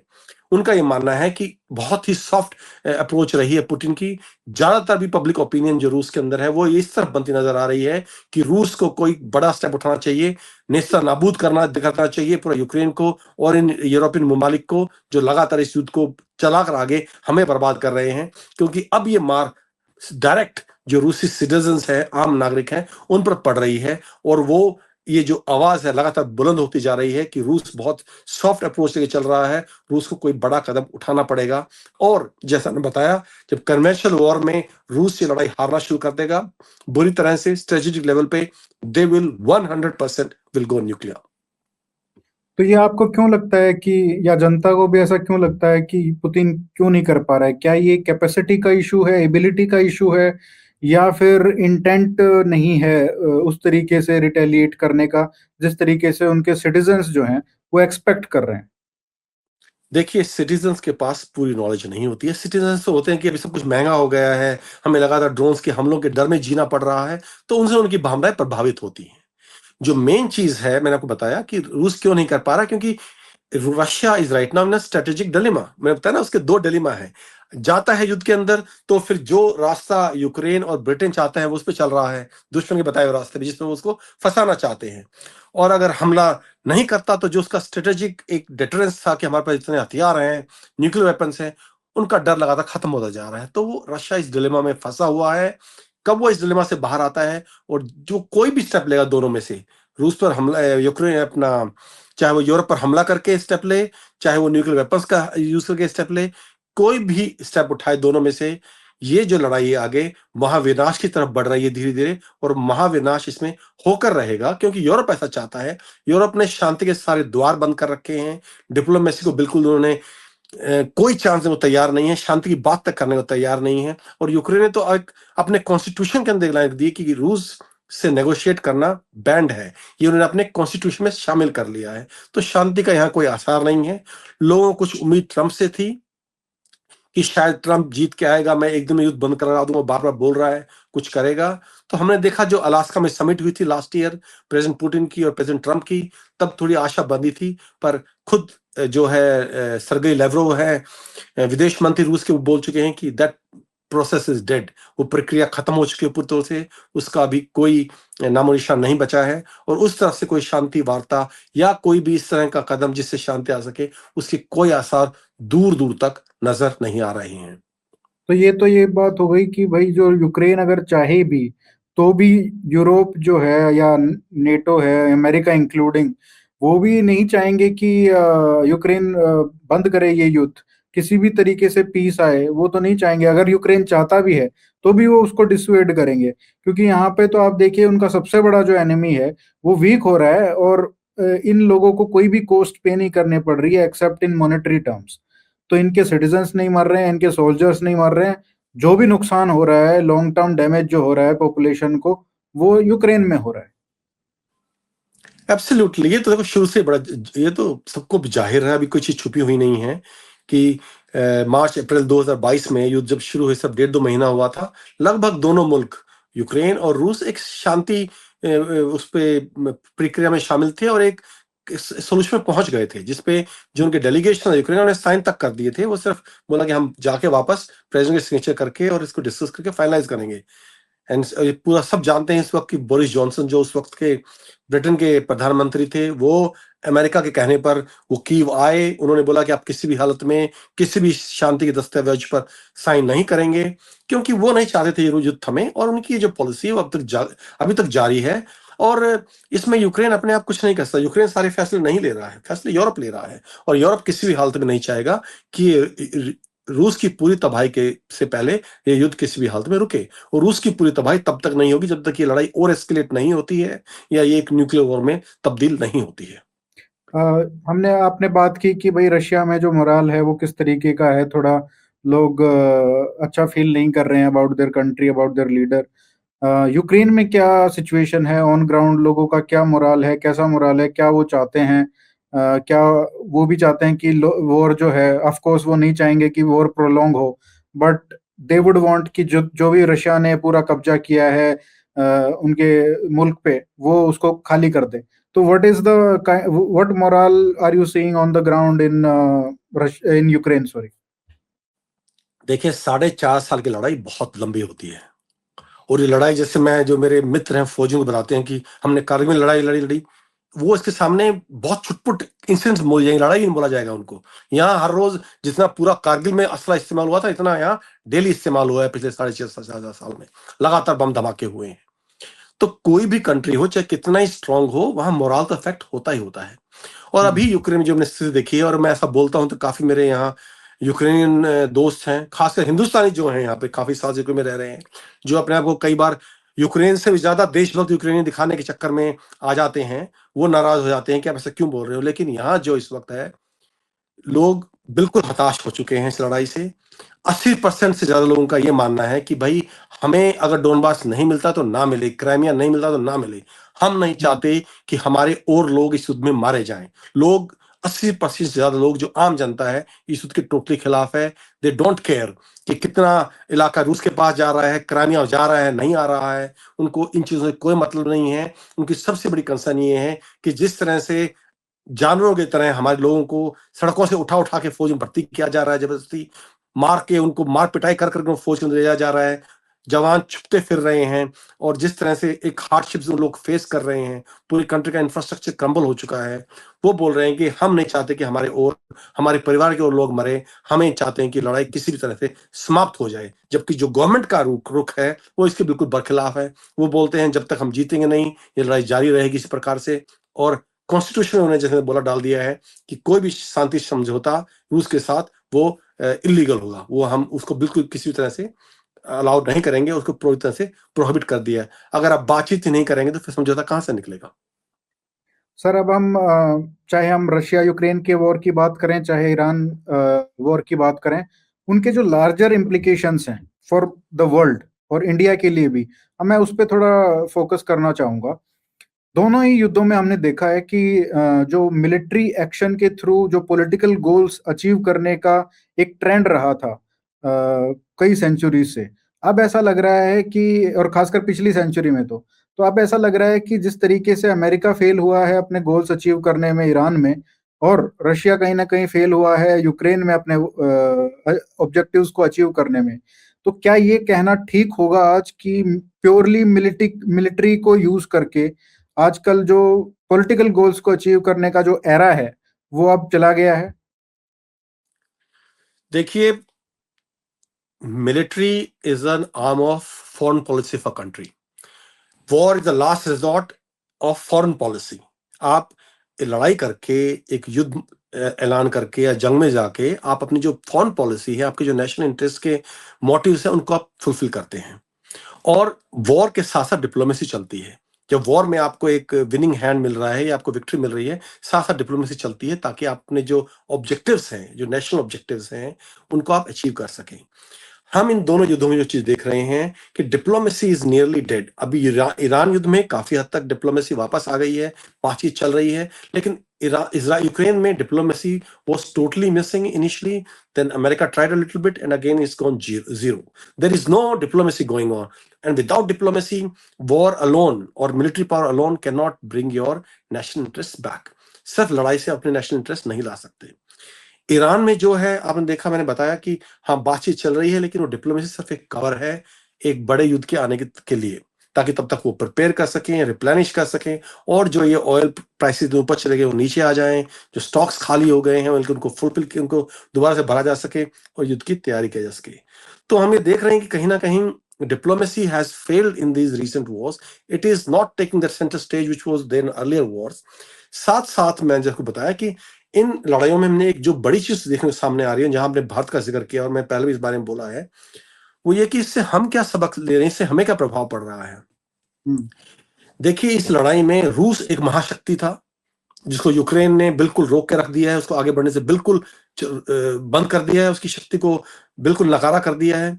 वहां अमेरिका एक महाशक्ति था, ईरान जैसे छोटे मुल्क ने उसको बिल्कुल पूरी तरह रोक दिया है, उसको घुटनों पे ला दिया एक तरह से। कैसे हुआ ये सब? क्योंकि ये दोनों मुल्क, रूस और अमेरिका, देवर सुपर पावर्स। एक इनके पास न्यूक्लियर आर्सेनल है जिसका इस्तेमाल नहीं किया जा सकता, जो कि बहुत रेयर है, इसके चांसेस बहुत कम है, इसलिए उसको लोग काउंट ही नहीं करते। उनकी जो कन्वेंशनल आर्मीज हैं वो बहुत बड़ी हैं, बहुत सारे एयरक्राफ्ट कैरियर्स हैं, फ्रिगेट्स हैं, वॉरशिप्स हैं, लेटेस्ट एयरक्राफ्ट्स हैं, बॉम्बर्स हैं, बड़ी इन्फेंट्रीज हैं, टैंक्स हैं, आर्टिलरी है। लेकिन इन युद्धों ने साबित किया है कि ये चीजें इस युद्ध के लिए नहीं बनी, ये पुराने जमाने के इक्विपमेंट हैं। ड्रोन्स और मिसाइल्स जो भी आ रही हैं, चाहे वो ईरान यूज कर रहा हो चाहे यूक्रेन यूज कर रहा हो, इन्होंने इतनी दोनों बड़े महाशक्तियों को लगभग घुटने पे ला दिया है और कोई खर्च नहीं किया उन्होंने। उनका बजट है इनसे 100 गुना कम है, दोनों छोटी कंट्रीज का, फिर भी ये क्यों जीत रही हैं? ये चीज हमें समझने की जरूरत है। देखिए, बदलाव आए हैं। ये कहना कि हिंदुस्तानी आर्मी ने या मिलिट्री ने या पॉलिटिकल एस्टेब्लिशमेंट ने बदलाव नहीं लाए, गलत होगा। बदलाव जरूर लाए हैं वो, क्योंकि चारों तरफ जब हो हल्ला, ड्रोन्स ड्रोन्स ड्रोन्स, तो एक हड़बड़ाहट में Indian army, Indian military, minister defence, सब ने प्रोक्योरमेंट शुरू किया ड्रोन्स का, लेकिन they miss the final point. सिर्फ ड्रोन्स खरीदने से या ड्रोन्स हैं अपने आप में वो आपका एम फुलफिल नहीं करेंगे। जो मेरे अगर अगेन जो जानकार मित्र हैं, जो इस युद्ध में बिल्कुल क्लोजली वॉच करते हैं फ्रंट लाइन से, उनका मेरे को उन्होंने एक चीज बोली अभी 2-3 दिन पहले कि right now it's the 7th technological revolution going in drones. 7th technological revolution means जो ड्रोन्स आज से 4.5 साल पहले यूज हो रहे थे, अब ये ड्रोन 7th जनरेशन है। पहले एक जनरेशन वेपन्स चेंज होने 20-25 साल लग जाते थे। ये 4th जनरेशन एयरक्राफ्ट है, 5th जनरेशन एयरक्राफ्ट आने में 20-25 साल लग गए, 6th जनरेशन एयरक्राफ्ट आने में उसके बाद शायद 20-25 साल लग गए और लगेंगे आगे टाइम। लेकिन ड्रोन्स यहाँ एक जनरेशन दूसरी जनरेशन आने में कुछ महीनों में, चंद महीनों में नेक्स्ट जनरेशन आ जाती है। नई जनरेशन का मतलब ये हुआ कि जो पिछली जनरेशन के ड्रोन से वो लगभग नकारा हो गए हैं। अभी उनके खिलाफ काउंटर मेजर्स इजाद कर लिए गए हैं, उनको रोका जा सकता है, तबाह किया जा सकता है, उनको अपना टास्क पूरा करने से रोका जा सकता है। तो ये 7th रिवोल्यूशन चल रहा है। जो मैंने आपको बैलिस्टिक ड्रोन्स का एक जिक्र किया, जिसका हिंदुस्तान में कोई जिक्र नहीं, किसी को पता भी नहीं है कि ऐसे कुछ ड्रोन्स आ गए हैं जो कंपनी फारपॉइंट बना रही है, वो शुरू हो गए हैं। दूसरा, इसका एआई का इतने बड़े तौर पर इस्तेमाल हो गया। हमने अभी ताबड़तोड़ चारों तरफ डोमेस्टिक कंपनीज को, फॉरेन कंपनीज को ड्रोन्स के ऑर्डर्स दे दिए। अरबों रुपए के, और अभी कुछ दिन पहले डोमेस्टिक कंपनीज को ऑर्डर्स दिए हैं कि हिंदुस्तान में बनेंगे ये। पर वो किस जनरेशन के ड्रोन्स हैं? जब युद्ध होगा भी क्या उसमें इस्तेमाल हो पाएंगे? ये चीज सोच ही नहीं रहे हैं कि हमें ड्रोन्स इकट्ठे करके नहीं रखने हैं। ये लगातार चेंज हो रहे हैं, लगातार इसमें डेवलपमेंट हो रही है, हर महीने नई टेक्नोलॉजी चेंज हो रही है, कोई नई इनोवेशन आ रही है। तो focus should not be on accumulating this drones. इनको इकट्ठा करके स्टोर में रखना हमारा फोकस नहीं होना चाहिए। इनोवेशन पे हमारा फोकस होना चाहिए कि हमारे खुद के लोग, खुद के, मैं पहले बोल चुका हूं, हमारे जो स्टूडेंट्स हैं दे आर जीनियस। हमारे इतने बड़े बड़े आईआईटीज में जो जीनियस हैं they are all going to US and European countries. हमें उनको रिटेन करना है, उनको इंसेंटिव्स देने हैं, उनको वो रिसर्च करने की फैसिलिटीज प्रोवाइड करनी है, वो एटमॉस्फेयर देना है, उनके लिए वो एनवायरनमेंट क्रिएट करना है, उनको वैसी तनख्वाहें देनी है, उनको वैसी फैसिलिटीज देनी है ताकि वो यहाँ रुकें और ये करें। और जो हिंदुस्तानी दिमाग कर सकता है दुनिया में कोई भी नहीं कर सकता, लेकिन हम उसको हार्नेस नहीं कर पाए हैं आज तक, ना कर पा रहे हैं। और वही हमारी सबसे बड़ी स्ट्रेंथ है। अदरवाइज आप अगर करोड़ ड्रोन इकट्ठे कर लेंगे तो वो सब बेकार साबित होंगे, क्योंकि तब तक टेक्नोलॉजी आगे बढ़ चुकी होगी। तो aim should not be to accumulate these things, aim should be to continuously focus on innovation to progress forward in drones and counter drones measures, जहां अभी तक हमारे मिलिट्री एस्टेब्लिशमेंट में या थिंक टैंक्स में ये समझ नहीं आई है और इस दिशा में उन्होंने सोचना शुरू नहीं किया है। Sir, since world war one offensive का एक एडवांटेज रहता था, जो भी साइड पहले अटैक करती थी और जितना जल्दी ओवरवेल्म कर सकती थी, जो हमने देखा कि भी रशिया यूक्रेन वॉर में भी पहले जो इनिशियल कुछ हफ्ते थे रशिया ने बहुत अच्छा एडवांस किया और वहीं पे अभी भी अटकी हुई है। लेकिन आज का जो बैटलफील्ड है, उसको आजकल जो टर्म यूज किया जा रहा है वो ट्रांसपेरेंट बैटलफील्ड है, क्योंकि ड्रोन्स एयर में रहते हैं, वो अटैक करते हैं, वो सब कुछ देखते हैं। तो क्या ये कहना ठीक होगा कि जो ये ऑफेंसिव का स्ट्रेटजी है वो डेड हो चुका है, और जो ऑफेंसिव डॉक्ट्रिन्स जिस तरीके से हमारी भी है, कोल्ड स्टार्ट करके कुछ साल पहले हमने इजाद की थी, तो क्या उनका भी एरा खत्म हो चुका है? कोल्ड स्टार्ट का मतलब ये था, जब हिंदुस्तानी फौज ने इस डॉक्ट्रिन को लेके आया, उस वक्त के लिए कुछ तक ठीक भी था, लेकिन अब उसका कोई मायने नहीं बचता है। कोल्ड स्टार्ट का मतलब है कि आपकी जो फौजें हैं, जो कंटोनमेंट्स में रहती हैं, बॉर्डर से पीछे, आगे बीएसएफ होती है, लड़ाई के वक्त बीएसएफ पीछे हट जाती है और फौज आगे सामने आती है लड़ाई लड़ने के लिए अपने कैंटोनमेंट से निकल के। और जब वो कैंटोनमेंट से निकलते हैं, जिसको हम मोबिलाइजेशन बोलते हैं, मोबिलाइजेशन में वक्त लगता है, वो मोबिलाइज करते हैं, फिर वो असेंबली एरियाज में पहुंचती हैं सारी फौजें, वहां उनकी ग्रुपिंग होती है, कौन किस तरह से लड़ाई करेगा, किस तरह से जाएगा, फिर आगे वो फॉरवर्ड असेंबली एरिया में जाते हैं और फिर वो आगे युद्ध के अंदर जाते हैं। तो इसमें बहुत वक्त लगता था, काफी डिस्टेंस इन्वॉल्व था। इस वक्त को कम करने के लिए, ताकि हम अचानक जब चाहें बहुत कम समय के अंदर युद्ध लॉन्च कर सकें पाकिस्तान के ऊपर या अपने दूसरे दुश्मन चीन के ऊपर, हमने कोल्ड स्टार्ट की स्ट्रेटेजी को अपनाया, जिसमें हमने अपने कंटोनमेंट्स को फॉरवर्ड मूव कर दिया। जैसे आपको उदाहरण दूं, जैसे हमारा जोधपुर में जो जितना कोर हेडक्वार्टर्स था और इतना सब था, काफी वहां से डिवीजन निकाल के हमने जैसलमेर में आगे डाल दी, एक उदाहरण के तौर पे सिर्फ ये। तो ये ऑल अलोंग द फ्रंटियर हुआ है हमारे दोनों फ्रंटियर्स पे, ताकि हम जल्दी से जल्दी रिस्पॉन्ड कर सकें या जल्दी से जल्दी बहुत कम समय में अटैक कर सकें। अब आपने बात की किल जोन की या नो मैंस लैंड की, अगर वो 150-200 किलोमीटर तक हो जाता है तो हमारे कंटोनमेंट्स उस जोन के अंदर आ जाएंगे, बल्कि ये अभी खतरा बन गया है। ये अभी खतरा बन गया है, क्योंकि उसके अंदर एक एक चीज तबाह कर दी जाएगी। एक एक कितना ही आप एयर डिफेंस लगा लें, ये भी दिखा दिए, no air defence is 100% proof. कितना आपने अगर बहुत तगड़ा एयर डिफेंस भी लगा दिया तो भी जो है 10-15% मिसाइल ड्रोन्स उसको पार कर जाएंगे और तबाही मचाएंगे। तो आपने अपनी फोर्सेस को, अपने इक्विपमेंट को अब इन कोल्ड स्टार्ट लोकेशन में रख के उन्हें खतरे में डाल दिया है, क्योंकि वो उस 100-150 किलोमीटर के अंदर आ जाएंगे। तो ये अपने आप में जो चीज एक आपके लिए एडवांटेज बनने वाली थी, अब एक बहुत बड़ी डिसएडवांटेज बन जाएगी। और इससे पहले कि डिसएडवांटेज बने, हमारी जो थिंक टैंक्स हैं, हायर मिलिट्री एचलॉन्स हैं, उनको सोचना पड़ेगा कि they have to revert this cold start technology and move all these cantonments and all these forces and headquarters back. If they do not do it, अगर इनको वापस नहीं लेके जाते तो आने वाली लड़ाई में एक बहुत बड़ा खमियाजा उठाना पड़ेगा। फायदा नहीं होगा, बहुत बड़ा नुकसान होने वाला है। पर मैं बोल रहा हूं आपको, ये चीज हमारे यहाँ चीजें बहुत स्लो मूव करती हैं। पहली बात तो ये चीज, ये दिमाग में आने में ये चीज की ऐसा होने वाला है, वो दूरदर्शिता बहुत कम है। हमारे मिलिट्री जनरल्स में तो है ही नहीं। जो थिंक टैंक्स है उनमें भी वो पेड थिंक टैंक्स, लगभग ये चीज है ही नहीं, ये दूरदर्शिता ही नहीं कि ये हमने जो चीज एक फायदे के लिए बनाई थी उससे हमें बहुत बड़ा नुकसान होने वाला है। जब तक उनके दिमाग में चीज आएगी फिर उस पर कार्रवाई करते करते वो इतना डिले कर देते हैं कि शायद अगले युद्ध से पहले वो हो ही ना और हम नुकसान उठाएंगे। हम इसमें कोई स्विफ्ट एक्शन देखने वाले नहीं है, इस तरह की सोच देखने वाले नहीं है। जी आप कुछ बोल रहे थे। नहीं, मैं कह रहा हूँ कि ये वाला पॉइंट आज तक मुझे तो नहीं लगा कि मैं कितने सारे वीडियोस देख लिए जनरल्स के भी, थिंक टैंक वालों के भी, ये पॉइंट किसी ने भी रेज नहीं किया है कि ये जो ड्रोन्स का जो एरा है इसमें आप ये कोल्ड स्टार्ट का जो हमने प्रोसेस शुरू किया है, जो प्रैक्टिसेस एस्टेब्लिश किए हैं, ये कितनी खतरनाक हो सकती है हमारे लिए।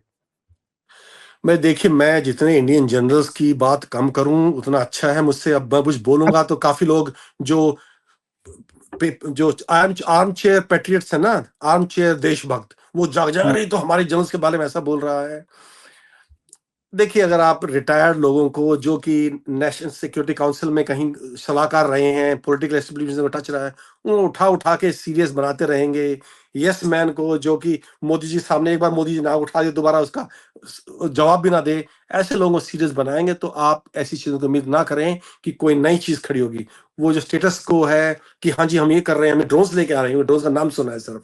ड्रोन्स का नाम से कुछ नहीं होता है। ड्रोन्स में क्या बदलाव आए हो, क्या बदलाव लगातार हो रहे हैं और क्या होने वाले हैं अगले 1 साल 1.5 साल में, इसकी दूरदर्शिता क्या इनके अंदर है। आपको बिरला कोई जनरल रिटायर्ड या जो भी ये बना रहे हैं मिलेगा जिसकी दूरदर्शिता भी हो, तो और उनको अगर समझाओ तो उनको फिर वही हर चीज में। यार हिंदुस्तान में चीजों का मूव करना बड़ा मुश्किल होता है। अब मैं बोलूंगा क्योंकि मैंने कुछ क्रिटिसाइज किए फौज के बारे में, तो फौज क्रिटिसाइज कर रहा है। मुझे अब तक लेक्चर्स के लिए बुलाते रहे हैं, बहुत सारे एस्टिमेशन में गया हूँ, कई लोगों ने बताया कि आपका सिर्फ बुलाना ही बंद हो जाएगा क्योंकि आप तो फौज को भी क्रिटिसाइज करते हो।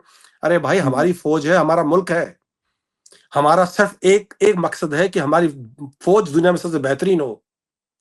अगर हम गलतियां नहीं निकालेंगे, अगर हम वो कमियां नहीं निकालेंगे जिनको दूर किए बिना हम सबसे ऊपर नहीं पहुंच सकते, तो हम देश के खिलाफ गद्दारी कर रहे हैं। हमें वो चीज बतानी है क्योंकि जो एस्टेब्लिशमेंट है वो स्टेटस कोइस है, वो चाहते सब कुछ ऐसे रहे, यही प्रमोशन सिस्टम रहे, इसी तरह जनरल आते रहे, सब कुछ ठीक ठाक चल रहा, चलने दो। जवान मरते हैं, मरने दो। वहां पर क्या 2-4 मरे हम ले सकते हैं? जिस तरह हमारे जवान मरते हैं इंसर्जेंसी में या पिछले मिलिट्री ऑपरेशन मरे हैं, अमेरिका में अगर इतने जवान मरे होते तो होल्ला मच जाता अब तक। यहाँ कोई फर्क नहीं पड़ता क्योंकि इसमें पॉलिटिशियंस के बच्चे तो नहीं जवान बनते ना, गरीब आदमी का बच्चा ही जवान बनता है। जो ट्रांसपेरेंट बैटलफील्ड की हमने बात की, एरा ऑफ ड्रोन्स की बात की, क्या आपको लगता है कि इस एज में जो इन्फेंट्री है उसका जो कॉन्सेप्ट है, उसका जो इम्प्लीमेंटेशन है ग्राउंड पे, क्या वो भी एक तरीके से कहेंगे कि वो एरा भी खत्म हो चुका है?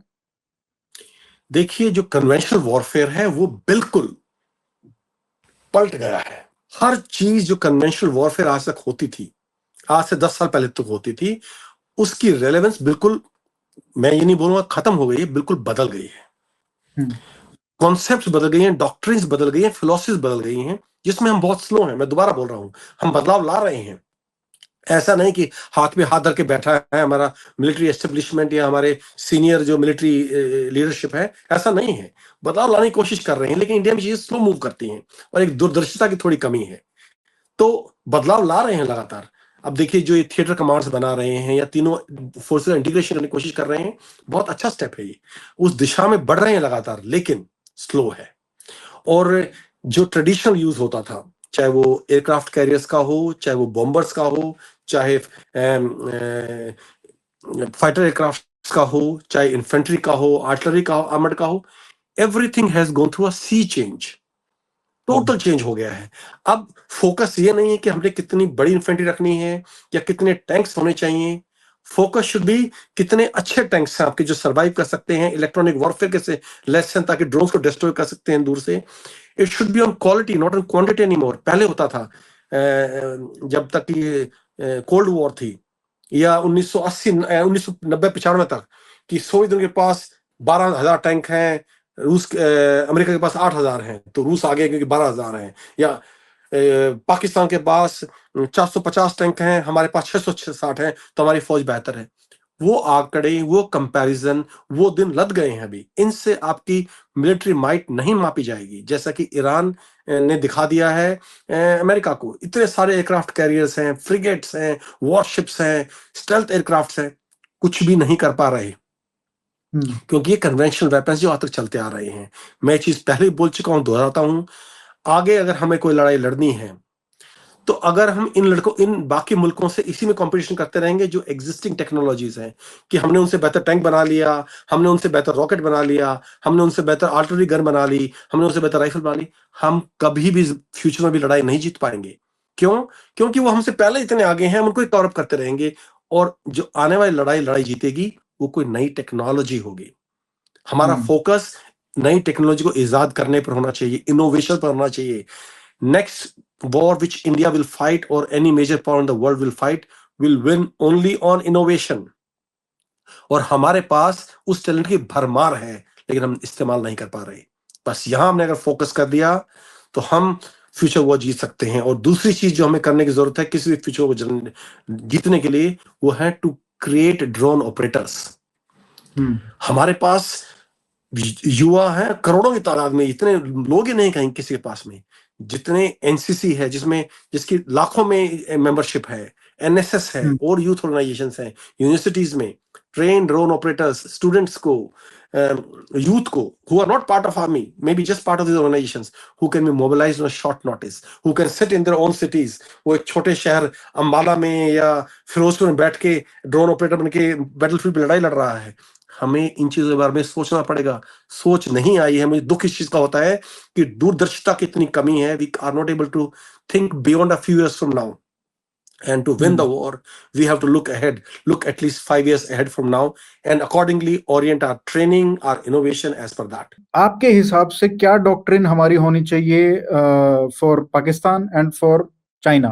चाइना का मैं इसलिए भी कह रहा हूं क्योंकि अभी रिसेंटली खबर आई कि उन्होंने अरुणाचल में एक विलेज है वहां पे ताकसिंग में, वहां पे उन्होंने पूरा अपना कब्जा कर लिया है और वो बसा लिया है। तो ये इस तरीके की खबर आती है। हमने देखा पाकिस्तान में हमने उरी किया, हमने बालाकोट किया, हमने ऑपरेशन सिंदूर किया, लेकिन किसी का भी कोई लॉन्ग टर्म इम्पैक्ट नहीं हो रहा है, कोई डेटरेंस क्रिएट नहीं हो रहा है। तो for these two big threats जो हमारे सामने हैं, उनके लिए इस नए एरा में किस चीज पे फोकस करना चाहिए, कैसे मिलिट्री डॉक्ट्रिन्स हमको इजाद करने चाहिए, बिकॉज ये दोनों थ्रेट बहुत अलग अलग हैं नेचर में भी। तो इनको कैसे टैकल करना चाहिए आपके हिसाब से? देखिए, आपने ताकसिंग का जिक्र किया, बहुत कम लोगों ने ये नाम सुना होगा। देखना तो बहुत दूर की बात है कि वो देख के आए वो ताकसिंग कहाँ है। एक बहुत ही रिमोट पोस्ट है ये ताकसिंग, अरुणाचल में।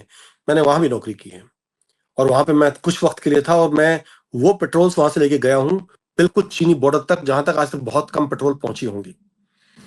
बल्कि जो मेरे साथ पुराने वहां असम राइफल्स के जीसीओ से जो इन पेट्रोल्स में जाते रहे हैं, उनमें से जो मेरे साथ जीसीओ थे उसके शब्द हैं ये कि साहब, आज तक पिछले मैं यहाँ 15 साल से इस इलाके में डिप्लॉयड रहा हूँ, पहली बार कोई अफसर जो है हमारी पेट्रोल को, हिंदुस्तानी पेट्रोल को चीन के इतने करीब तक लेके आया है। और यहीं तक नहीं, मैं अक्रॉस भी गया हूँ अपने आप उधर देखने के लिए कि चीन के उधर क्या इंफ्रास्ट्रक्चर है। और जब मैं वहां से वापस आया था तो पूरा बोरा भर के लेके आया था टेलटेल साइंस का। टेलटेल साइंस वो होते हैं छोटी मोटी चीजें, चाहे वो टॉफी का रैपर हो, तंबाकू के पैकेट का, गुटखे का पैकेट हो, या कोई मैगी का पैकेट हो, या कुछ और चीज हो, जिससे हम ये अंदाजा लगाते हैं कि यहाँ चीनी आए थे या नहीं आए थे। मैं पूरे रास्ते बिल्कुल ताकसिंग पोस्ट तक, वहां मुझे हर जगह टेलटेल साइंस मिले। बोरा भरकर मैं वहां से लेके आया था, जो मैंने वहां कमांडर सामने रखा, उनको बताया, उनको एक जगह दिखाई जो बिल्कुल पूरी ताकसिंग पोस्ट को, जो कि असम राइफल की कंपनी रहती है और हिंदुस्तान आर्मी की कंपनी रहती है, उसको ओवरलुक कर सकते हैं चाइनीज, वहां से पूरी तबाही मचा सकते हैं। मैंने वो लोकेशन ढूंढी, उसका पूरा जिक्र किया। लेकिन उस वक्त मेरी बात को जो है काफी हल्के लिया गया, क्योंकि जो कमांडर्स होते हैं उनके ऊपर फिर उंगली उठती है कि आप अब तक क्या कर रहे थे, जो उसने बताया। तो मैंने ये सब चीज उस टाइम पॉइंट आउट की थी और मैं वहां तक गया था जहां तक कोई पेट्रोल नहीं गई था तक हिंदुस्तान की। वहां तक मैं होके आया, पूरा देख के, और सब कुछ मैंने कागज पेन पर लिख के उसको डाला। लेकिन उस वक्त उस चीज को जो है, अब मैं ज्यादा क्रिटिसाइज नहीं करना चाहूंगा या कोई ये नहीं कहना चाहूंगा कि हमारे बाकी लोग कुछ ऐसा अच्छा काम नहीं कर रहे हैं, पर ताकसिंग एक रियल थ्रेट है।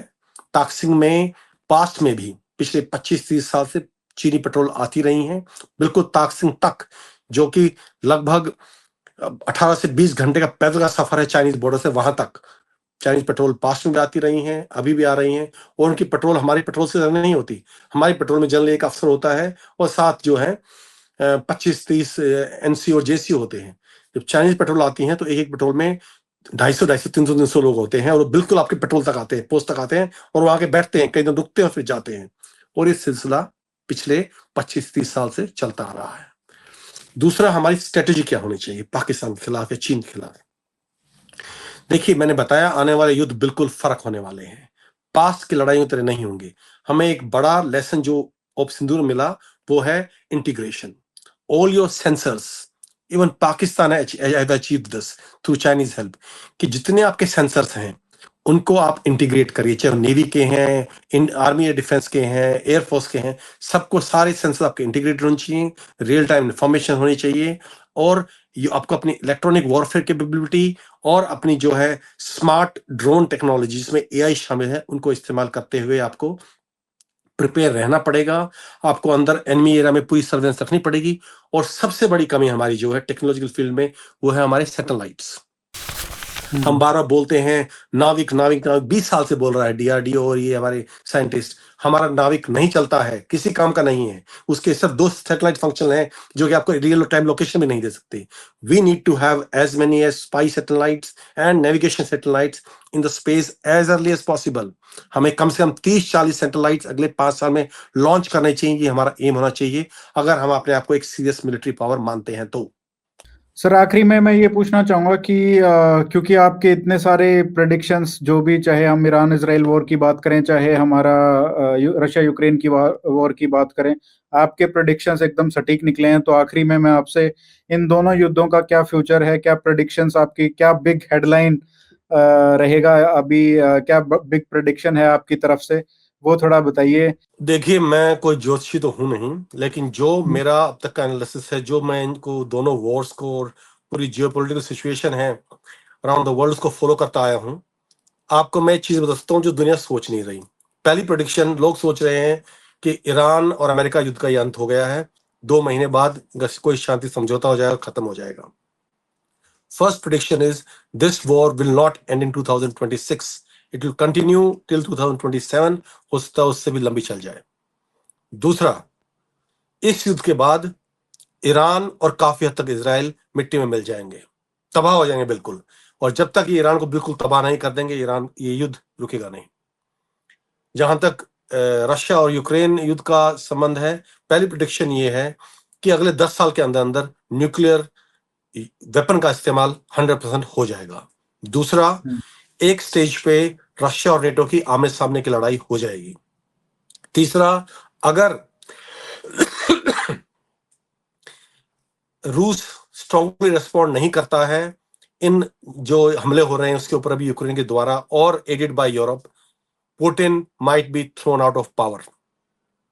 This is one big prediction I am making. But if they remain soft, अगर वो हमला नहीं करते हैं, कोई जवाबी बड़ी कार्रवाई नहीं करते हैं, तो public might rise against Putin and Putin might B overthrown. These are my big predictions for next 2 years regarding these 2 wars. Sir काफी बोल्ड अगेन, और लेट्स सी कि मुझे तो लगता है कि ठीक ही होंगे, क्योंकि आपका जो पिछला रिकॉर्ड है उसको देखते हुए तो ये डरावने प्रेडिक्शंस भी हैं दुनिया के लिए। बट लेट्स होप कि पीस प्रिवेल्स और sanity prevails in all these theatres जहाँ पे भी लड़ाई हो रही है। Thank you so much sir, आपके साथ जब भी बात करने का मौका मिलता है, इतनी सारी चीजें, नई चीजें सीखने को मिलती हैं। पिछली बार, अब ज्यादा समय नहीं हुआ है, हमने जब पिछली बार पॉडकास्ट किया था जब आप इंडिया में आए थे, और अभी हम बात करें तो और नई सारी चीजें, नए पर्सपेक्टिव्स, नई एजुकेशन मिली है।